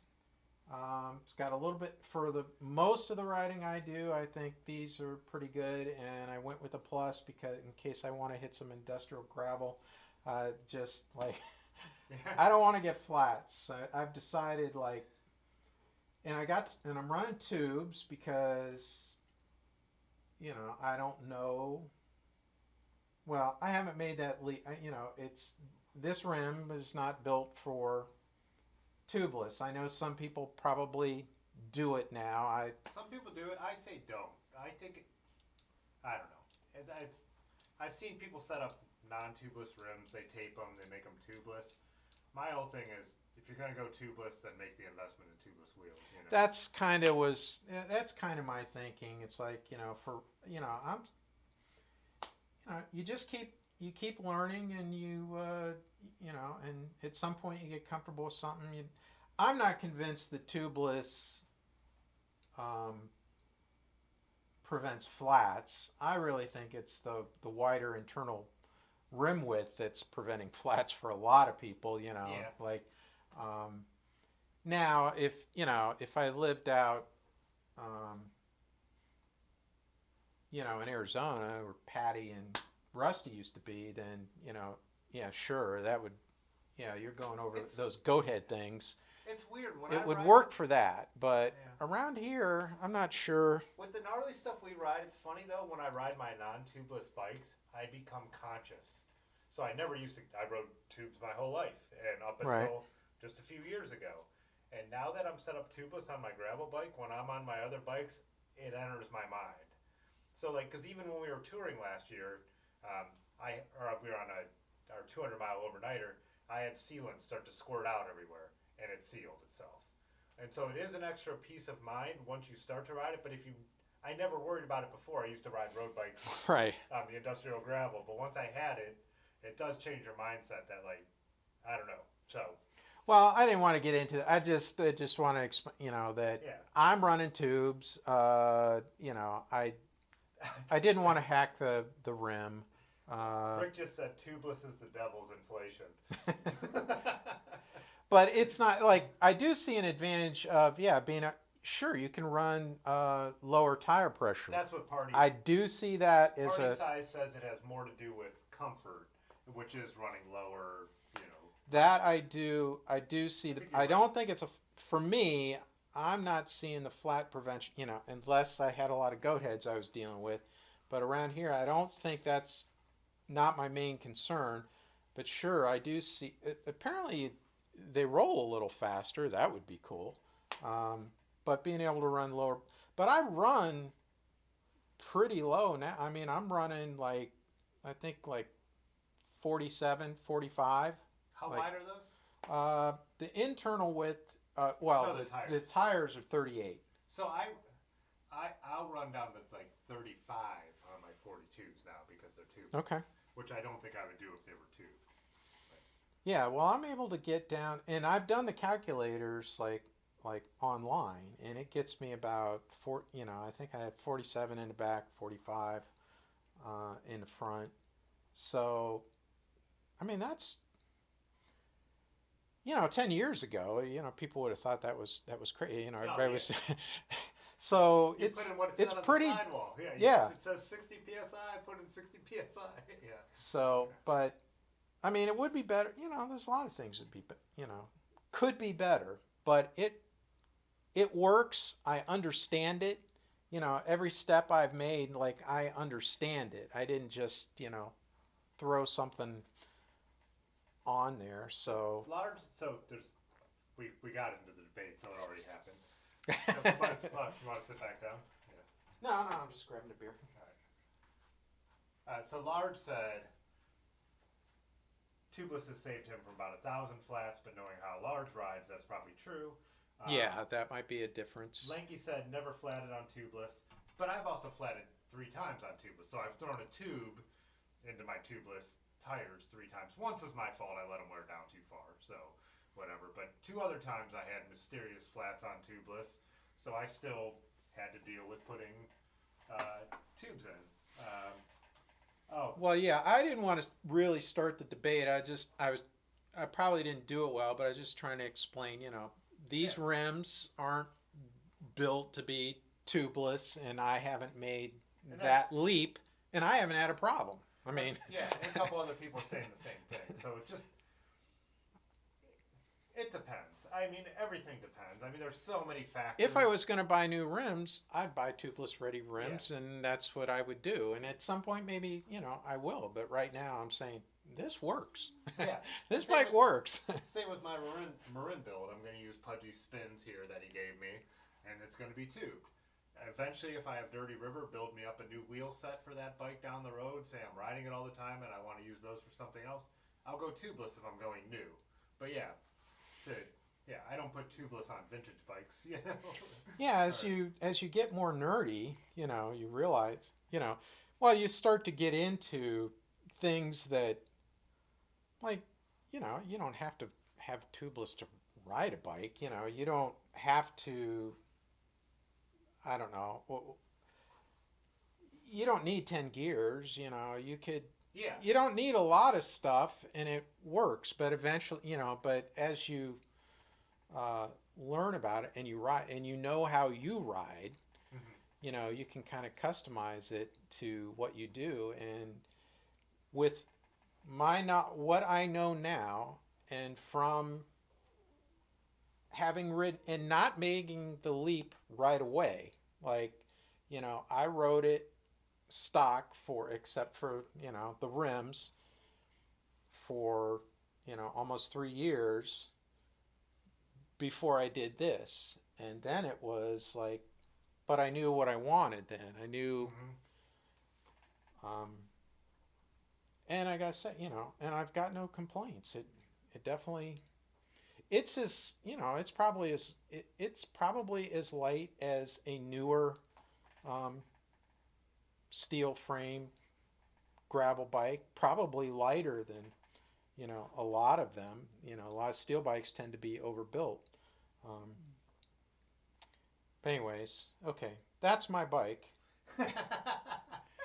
No, And, and I think that. oh, I should probably say I know, and I've got it. This is pretty much the setup as I will ride most of the time this year, and this has come from experience too. Like I've tried, now I bought some cheap bags and stuff, but I moved them around and I tried different things, and I've kind of settled on.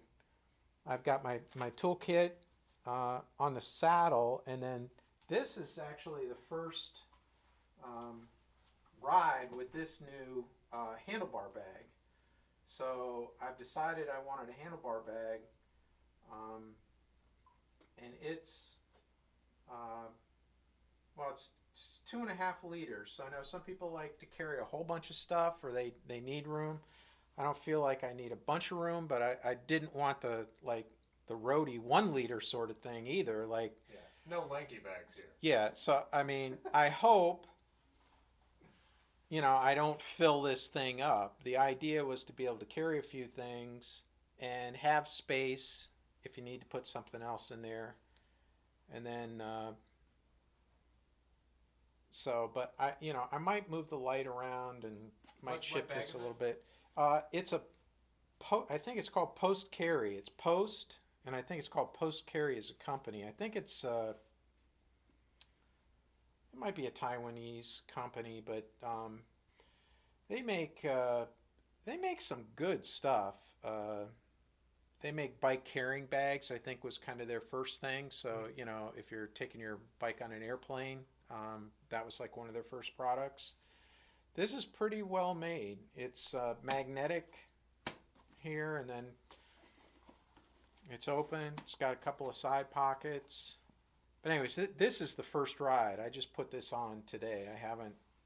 I got it over the winter, and this is the first I put it on. And then also over the winter, I got the quad lock. So first I rode with my phone here was for Road Apple. Um, so you know, some of this might move around. I don't know. I think it's pretty good right now, but that's where I'm carrying. So I slipped my pump in here. I was riding with my pump on the strap to the side of the bottle cage. So of course, Lanky already said he ordered from them, but got the 1 liter.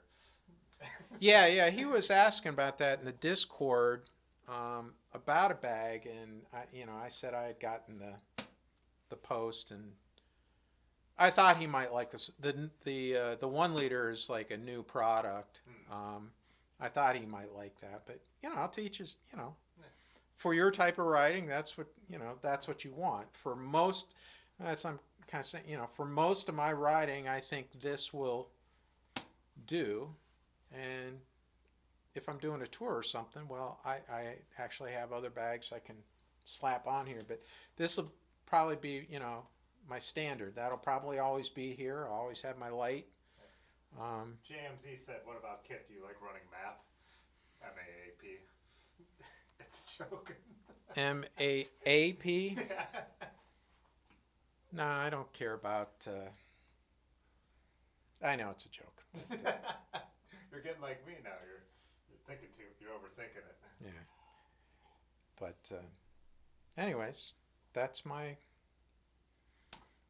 bike. Cool. Let's sit down and talk about some of the. Let's sit down and argue about tubeless. No, I'm kidding. Yeah, well, I'm not going to argue about tubeless. No. Everybody can argue about tubeless. I just want to explain what I have. And it seems to be working. And I do see benefits of tubeless for sure. You know, being able to run lower pressure, more comfort, When I first less rolling resistance. the first How much Yeah. rolling resistance you save, I don't know. That's if you also really, debatable because even Yeah. on Renee, it was on Renee's Instagram page. I asked about that. I'm like, I was asking about centrifugal force. Shouldn't it put the sealant to the outside? And they're saying it actually slows you down because it splashes as the tire deforms. So there's actually a debate whether tubeless saves you on rolling resistance, Well, the big ones, and I think I paid attention which to I'm not it, that into because I'm not a racer. was, a quality tire makes a difference, and, aerodynamics. We are the biggest, Drag. Yeah. drag. So, I kind of paid, and all the, the small gains for most of the riding you do,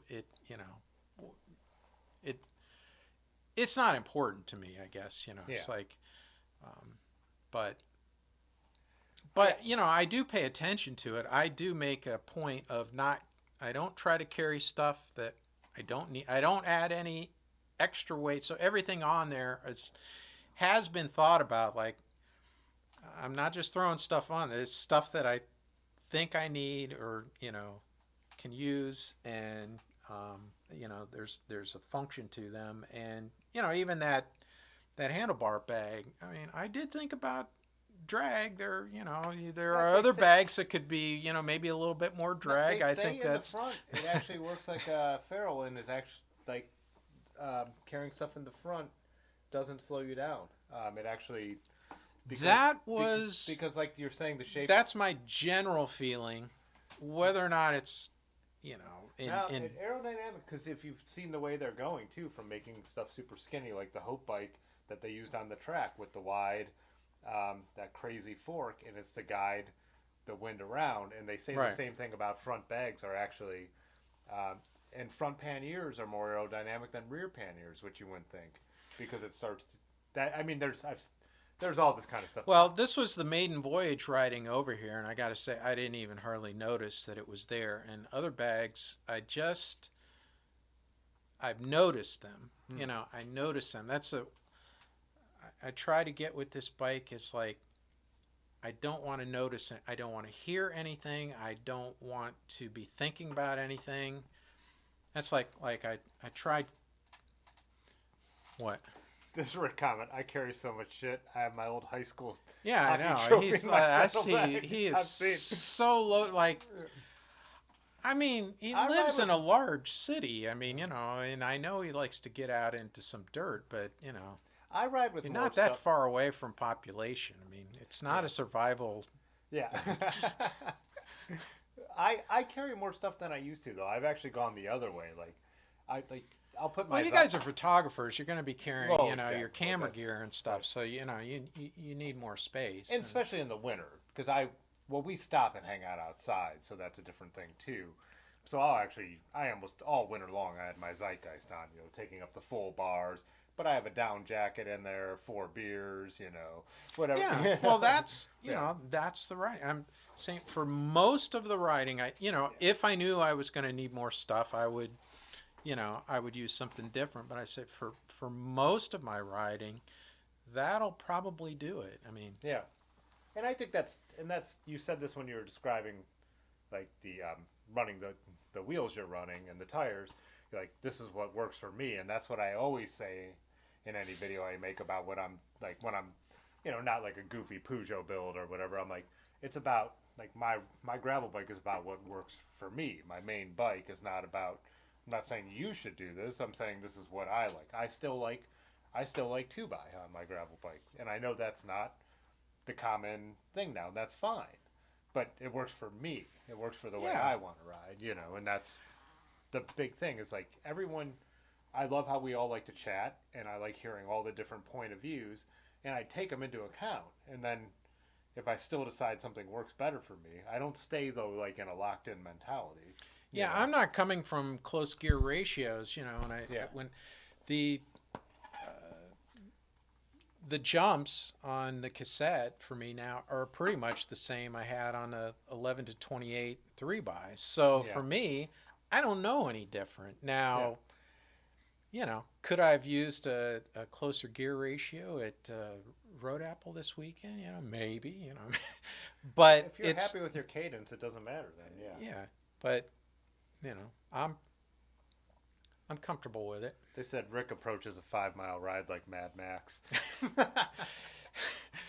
Yeah, you know, I don't know. It's a bike ride. I mean, you know, I like doing both. If, sometimes I go out to hit paved trails, and I just ride my fast bike with just only my tools, what I need to change a flat, and almost nothing else. The water bottle. Well, I will say, you know, for Road Apple, like I didn't carry the tools because I knew they had sag. Mm-hmm. No bags. I did put the phone on there. I don't know. It was a novelty. It was the first time I had the phone on there. But I cleaned the bike up. I took the bottle cages off, and I only put one back on because I figure for the 27-mile ride, I only needed one. So for Road Apple, I only had one on there. So, I mean, I was paying attention to that nerdy kind of stuff. That's funny. I just give myself the best opportunity to do well. But me and Albert 2 years ago, we were approaching the big hill, Heckle Hill, and we were right next to each other. And we joked about throwing away dump the water bottle. No, we were joking about dumping the water bottles and throwing our phones on the ground But yeah, I actually pay less and less attention to that now because I've just seen that when you really dig into the numbers, a light bike feels faster. Feels fast. But in the most part, when you calculate it out over what we're doing, like even the 47 was 2,400 feet, the gains are, you know, as they say, marginal. Alejandro he brought this up when we were looking at your bike and I didn't get to it. And he was asking now. He said, can we talk about the cogs? Why the large one on the rear cassette? Is it for climbing? And I would say exactly. Right? Yes, the 42 it is for to run. Well, and I'm all, you know, there's only, you know, there's one chain ring in the front. So, you know, if you want to climb, you need something big on the back. So, but, you know, so there's no weight on, you know, with the one by, you know, I'm dropping a lot of weight, and not just a front derailleur, but where I'm coming from on that bike, it was stamped steel 3x, so it was very heavy. So it's much lighter. Yeah, and I have a 34 on my 2x, so I get a lot of my easier gears from having a smaller chain ring, and I think Alejandro. Yeah, with a smaller chain ring, I wouldn't need that big and thing in Alejandro the back. rides a lot of vintage bikes, so you see those tiny cassettes, you know, whereas, you've gone 1x, so you need a bigger, to get your ratio down for steep climbing. And it turns out I'm not that great a climber, so I've been around here, some of these steep Akron hills. I've been in that. I'm not in the 48 very often, but 48, not 42. It's nice to have. Yeah, and that's what I mean. I think that's been another shift in cycling that has gone across everything. I mean, mountain bikes have always been more like that. That's why they had the triple. But like road bikes, you see now, even the pros are running much more what used to be considered granny gear because people spin now instead of just. You used to have no choice. Like when I first got the Peugeot, I think I have some of my old PRs because you had no choice if you wanted to keep the bike upright. You had to hammer so hard up a hill out of the saddle, and it's like we've realized I don't need to do that. I want to have knees when I'm older, and so an easier gear. I think I want to be more of an endurance rider, and we'll see if I can do it if I survive funk bottoms. That'll be a test to see. You're going to want that 48 I idealize the endurance ride, but we'll have to see, can I physically do it? Large said the guy in front of him dumped his water bottle. No way. Oh, Dylan's out. See you later, Dylan. See you, Dylan. I can't. Alpha's not that big. it sucks at where it Yeah. comes, and it's not easy, but it's not so big. I'd dump a water bottle. No, I would. I am not dumping a water bottle because I don't stop on the on the 47. I don't stop either. So when Of course, I started without the water bottle, so I only Yeah. had one water bottle. when my water bottle flew out of the cage, I was bummed because it was early, and I knew I would probably need them both, and I wasn't Yeah, going to stop. And so I only had one small water bottle for the whole ride, but there was like I don't know a Girl Scout troop or something when we turned on the headwaters, and they had like the cups, and I like Oh, I think that was the cross country team. went cross country. I downed that glass of The water. G-Men. Yeah, I downed that glass of water like I had never drank anything in my life. I'd been out of water for 5 miles at that point. I'm always afraid if I stop, I'm never picking it back up. But yeah, I am not.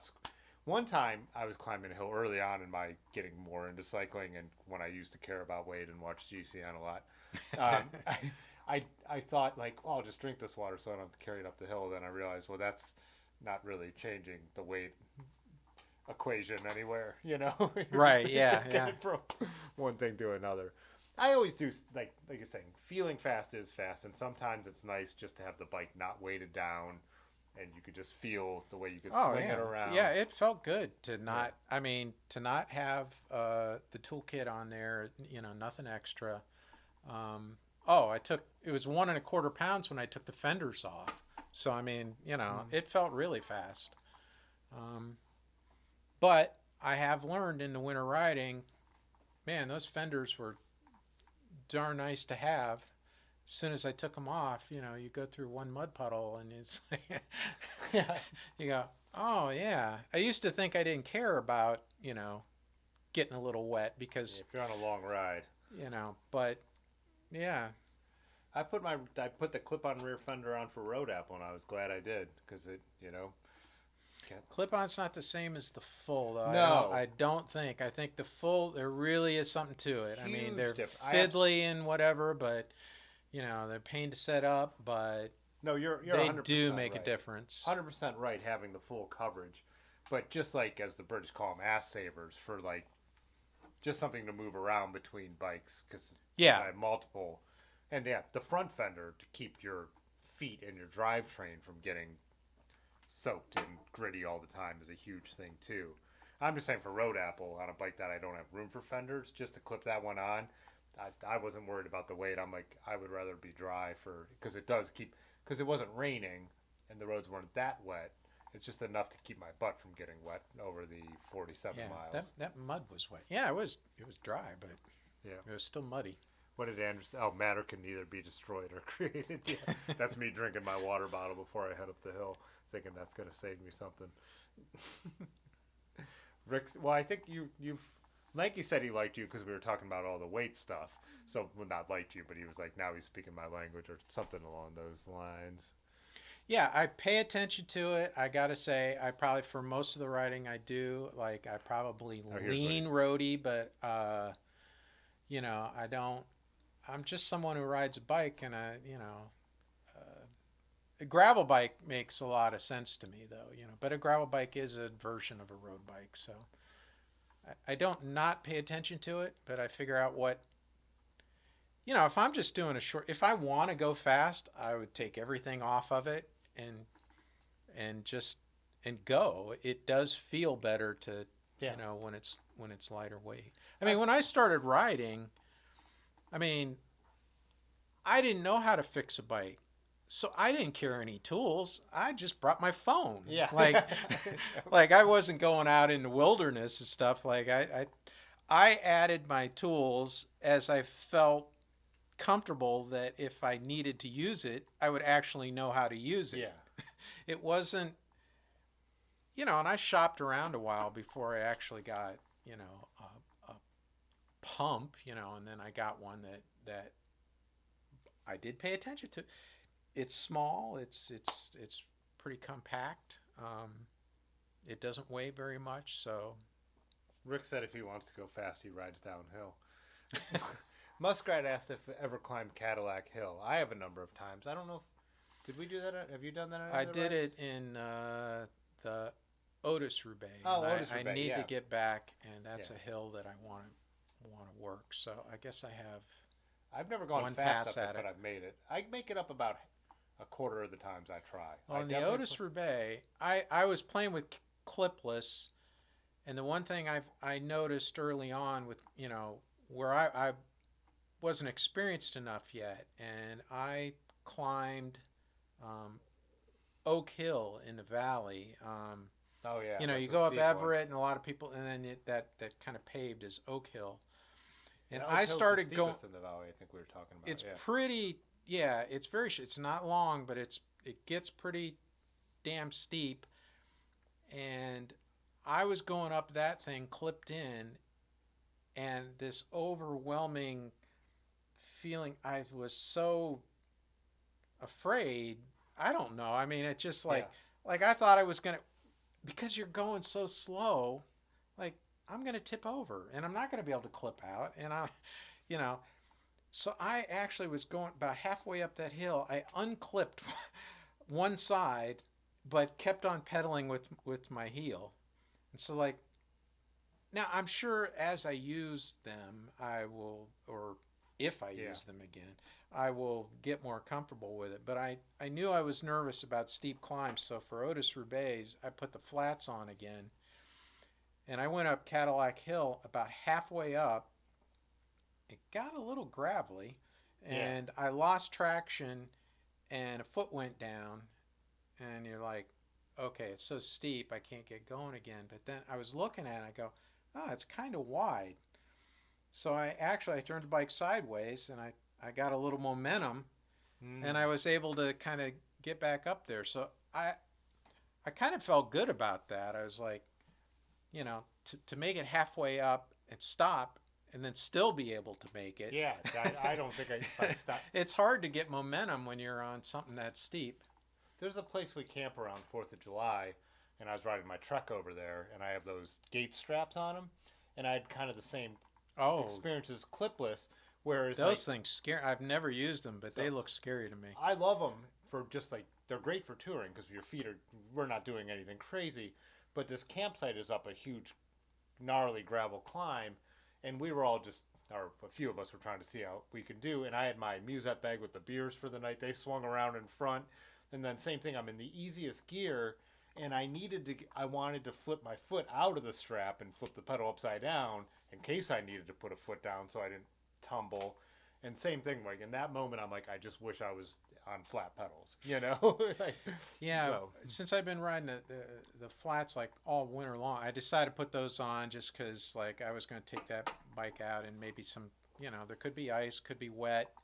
I wasn't confident enough yet on clips, so I'll just go with the flats. And I gotta say, it got me back to that feeling of like I don't think about my feet. Now I know people get experience with clipless, like they don't think about it either. But I wasn't there yet, and I like not thinking about it.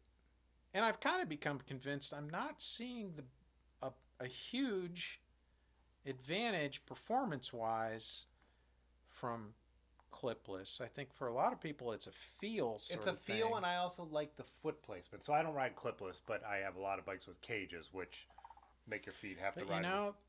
A lot of people, that foot placement thing, everybody who's getting a bike fit all the time because they got, their knees hurt and something, like a lot of the time, they're tweaking that. It's because you're locked in. I think something happened when you're on flats, your feet probably do move. Like, I don't think my feet don't fly off the pedals or anything. No, I'm not slipping. But they probably move just enough that works with your body mechanics. That's possible. Sometimes I do get annoyed with adjusting, or I start thinking about it, and then I'm thinking about where my foot is. When I have my cages or my strap set up, I never have to think about it, which would be just like clipless. And when I'm climbing, and they've done the numbers on it. Like clipless doesn't show like a huge performance gain. To me, I just like that feeling of like I don't have to think about. Sometimes if I'm climbing out of the saddle as hard as I can, I do think about like my pedal stroke and where my feet are in flats. Where when I'm in the clips, I am like locked in, and I think there's a feel. I definitely, once I was riding them for a while, and then I went back to flats. It felt funny, But so there is a feel to it. Um, and then I think it's like if you're sprinting, I can see like if Yeah. you were in wind, I don't sprint, so it's like yeah, if I really needed to get it all down, I'd want to be locked in, but Lanky says he thinks it's more about comfort and bike fit, which I kind of mentioned. And then he said they make clipless pedals that provide a lot of float, like speed plays, for example. So, yeah, I've always said the reason, and I made a whole video about pedals, but one of the things for me was I like to ride a lot of different bikes, and I ride my bike where I'm going. mhm. So I am a lot of times going somewhere, and I don't want to be. And I know mountain bike shoes. People tell me you can walk around in mountain bike shoes. I want to walk around in the shoes I want to wear, which are usually Vans old schools, and so that's a that's my main driver for sticking with flat pedals You is know that I what? want to wear my There shoes. is no right or wrong. Do No, yeah, I'm not what arguing with works for anyone. you. Yeah. But as you get into cycling more, you get exposed to these other things, and like you don't have to do any of it. Hmm.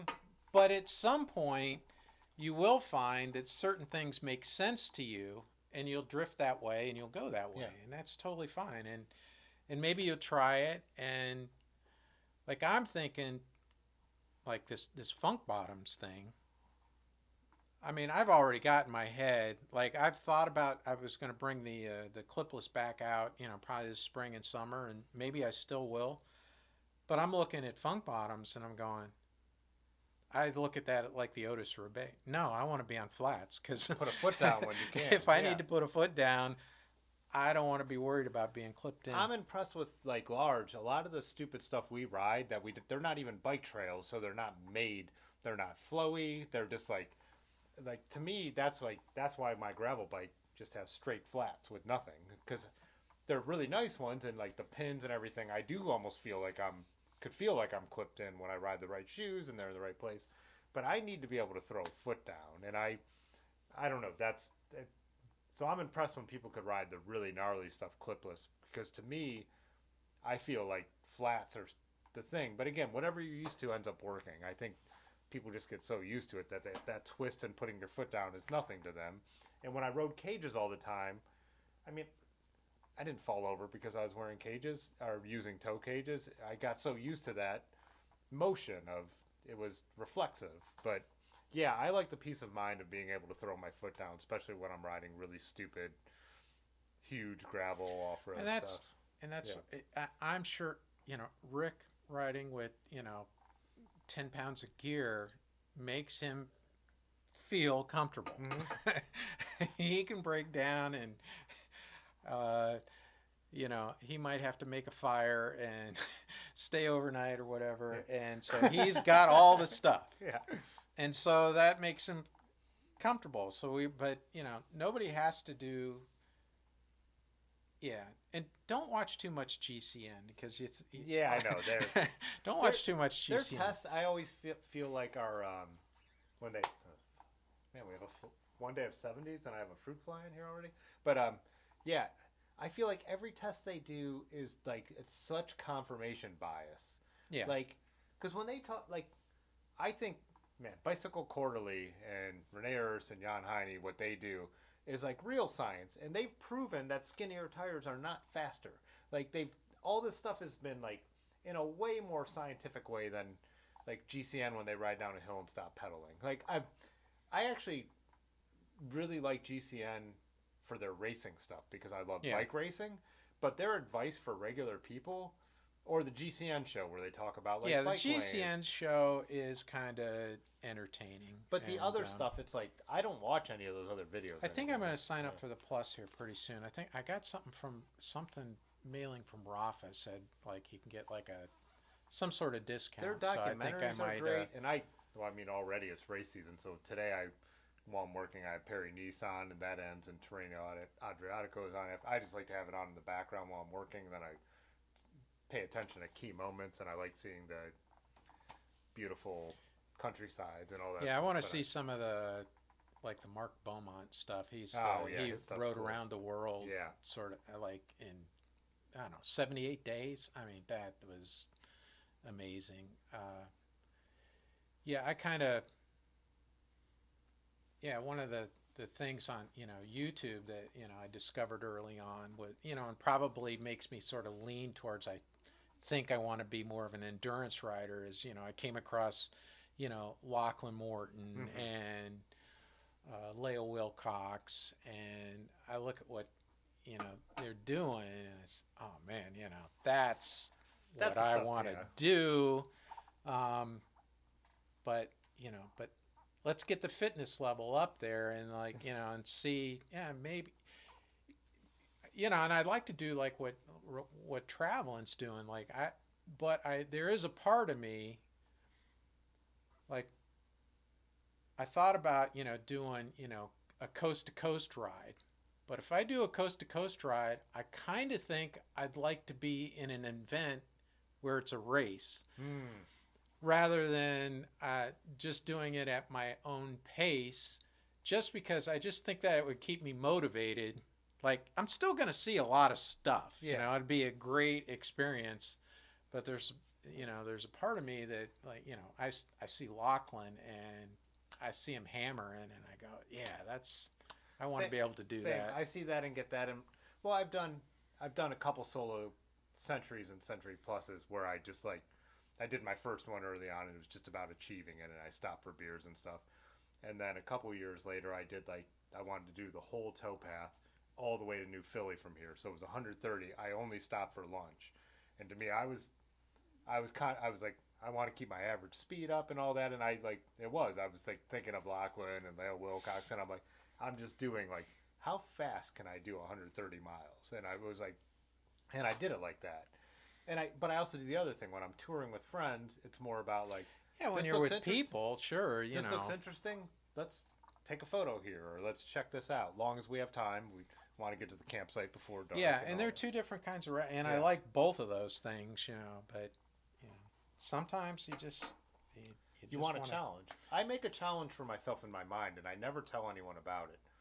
Every like about this time of year, I start to get it in my head for the summer, and it's like it's something like this is my goal to achieve this, and I'm then after I do it, like it's on Strava, and I might have said this is what I was trying. I was trying to do that 130 miles with one stop, But every year I always have something in my head that I want to pull off, and I do it like a challenge.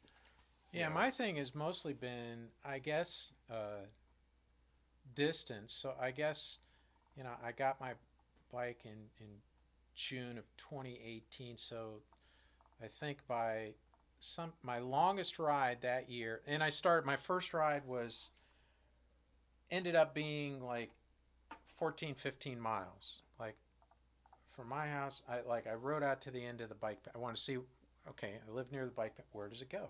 what's the Did 15 yeah? miles. I went the other direction. It was about 15 miles. I go, oh, okay, I was pretty comfortable with that. I see. Then I rode out to Falls. It's 15 miles there. So I've done 15. I was comfortable with it. Let me ride 15 miles. Nice spot, waterfalls, stuff like that. Stop, have a snack. Now you got to ride 15 miles back. It was a little bit of work that first time, I was like, and it just kind of progressed. And then by the end of the summer, I had done 60 miles. So the next summer, the goal became do a century. Yeah.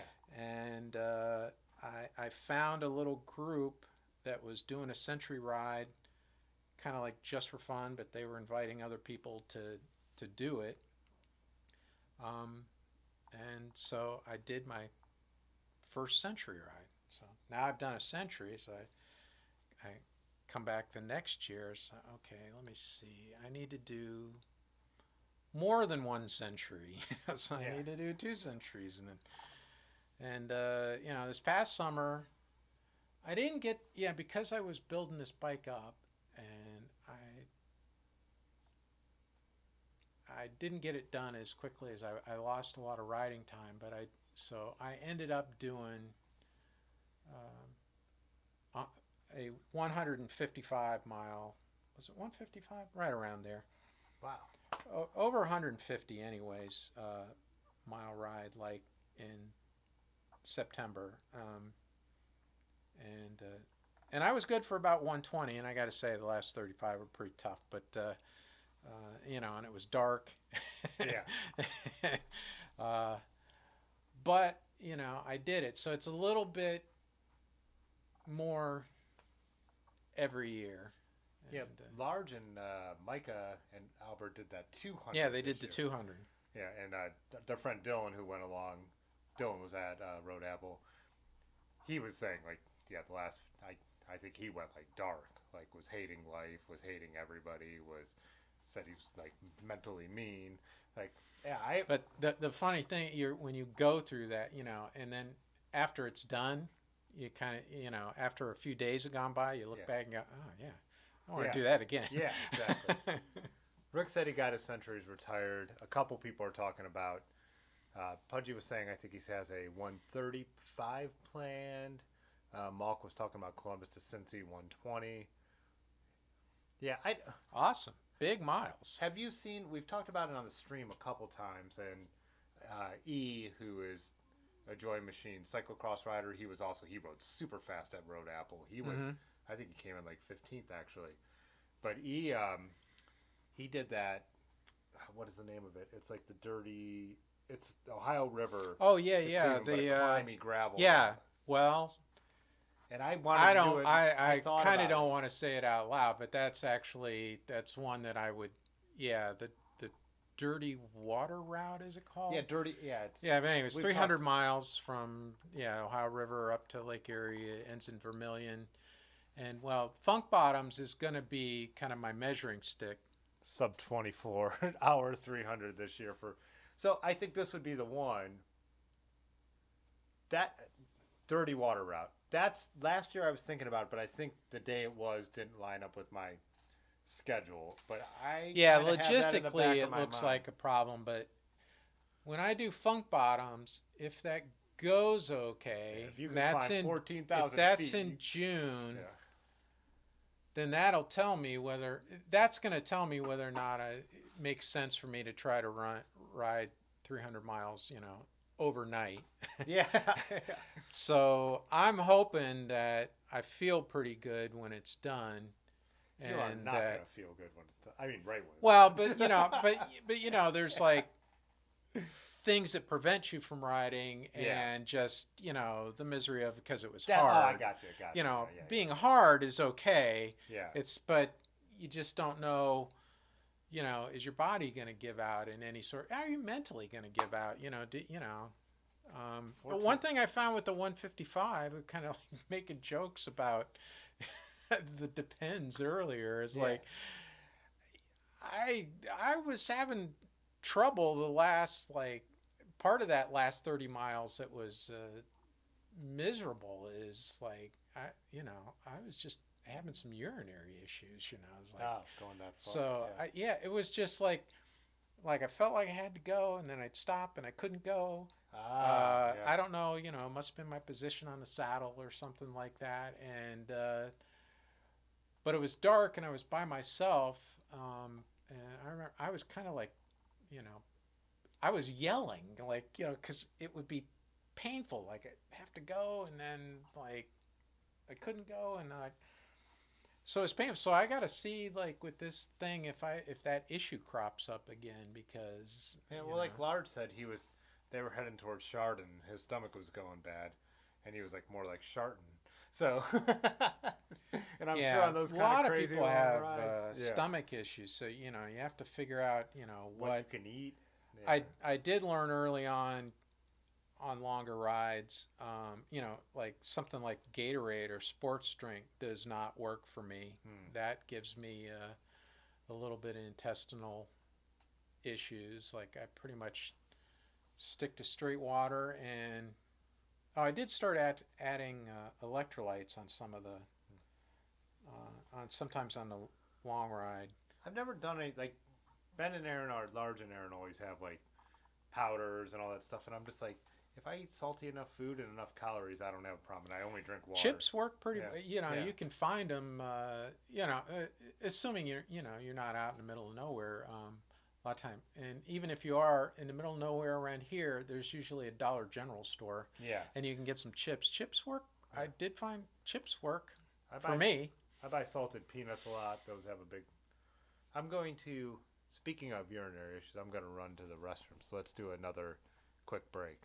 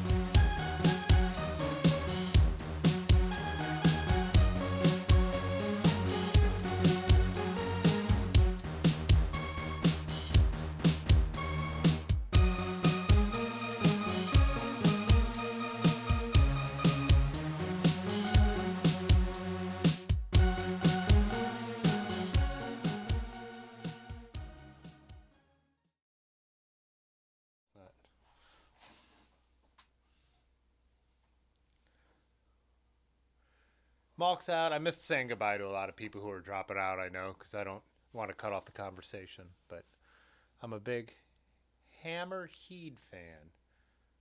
Yeah. Yeah, I only really drink,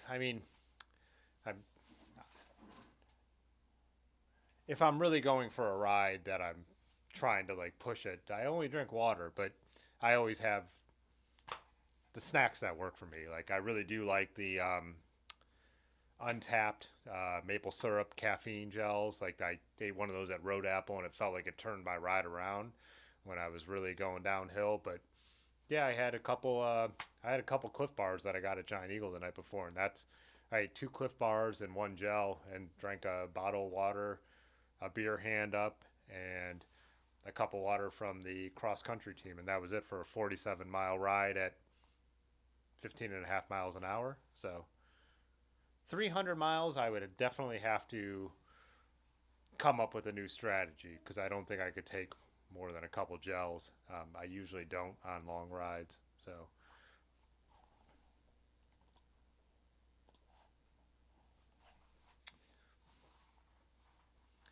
it's 11:20, JDandy, and I know you've got to ride back to Kent. Yeah. Okay.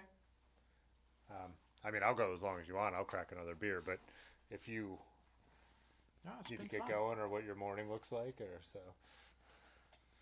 Well, what's it? No, I'm ready to break. I guess I could keep going, but I probably shouldn't. I should probably. No, that's what I'm saying. It's all up to you. 11 is my kind of standard to try and get to 11. If it's already 11:20 and you have to ride back to Kent. I'm totally fine to cut out. It's been fun. Yeah, no, it's been a good time. I'm glad you came by. Yeah, it's 11:20. Why don't we end it here? You can hit the road and still get home at a slightly reasonable time. Oh, it's going to be late, but it's going to be fun. I'll be riding in about freezing weather for about 12 or 13 miles. Yeah, what is it? It should be pretty crisp. I don't know how cold it was going to get tonight. That's 31, so. All right, so just below freezing. Yeah. But it's cool. Mostly bike path? Yeah, mostly bike path, just a little bit of road out there. So. All right, guys. We'll sign off. Everyone's thanking you. Alejandro, Rick. Thank you, guests. Viewers. Let's see. All right, as always, thanks for joining us. Definitely, I don't have anything that should prevent me from streaming on Thursday, and I have a new bike project idea that it goes with all the other ones, but I think it's what I'll work on then. And we'll this display on the wall is pretty cool if you like old vintage bikes. Yeah. It's one thing to see them on the stream, but to see them close up is even cooler. Yeah. Awesome. All right. Well, thanks for coming. I'm glad you finally came on. We've talked about this for a long time, so it's fun to Yeah. get to chat and nerd out about bikes with all the other bike nerds. So, all right, guys. We will All right, see bike you. nerds. Yeah. See. See myself on your YouTube. Okay, bye. All right. Okay, Yeah. this time. Fitzwater photo.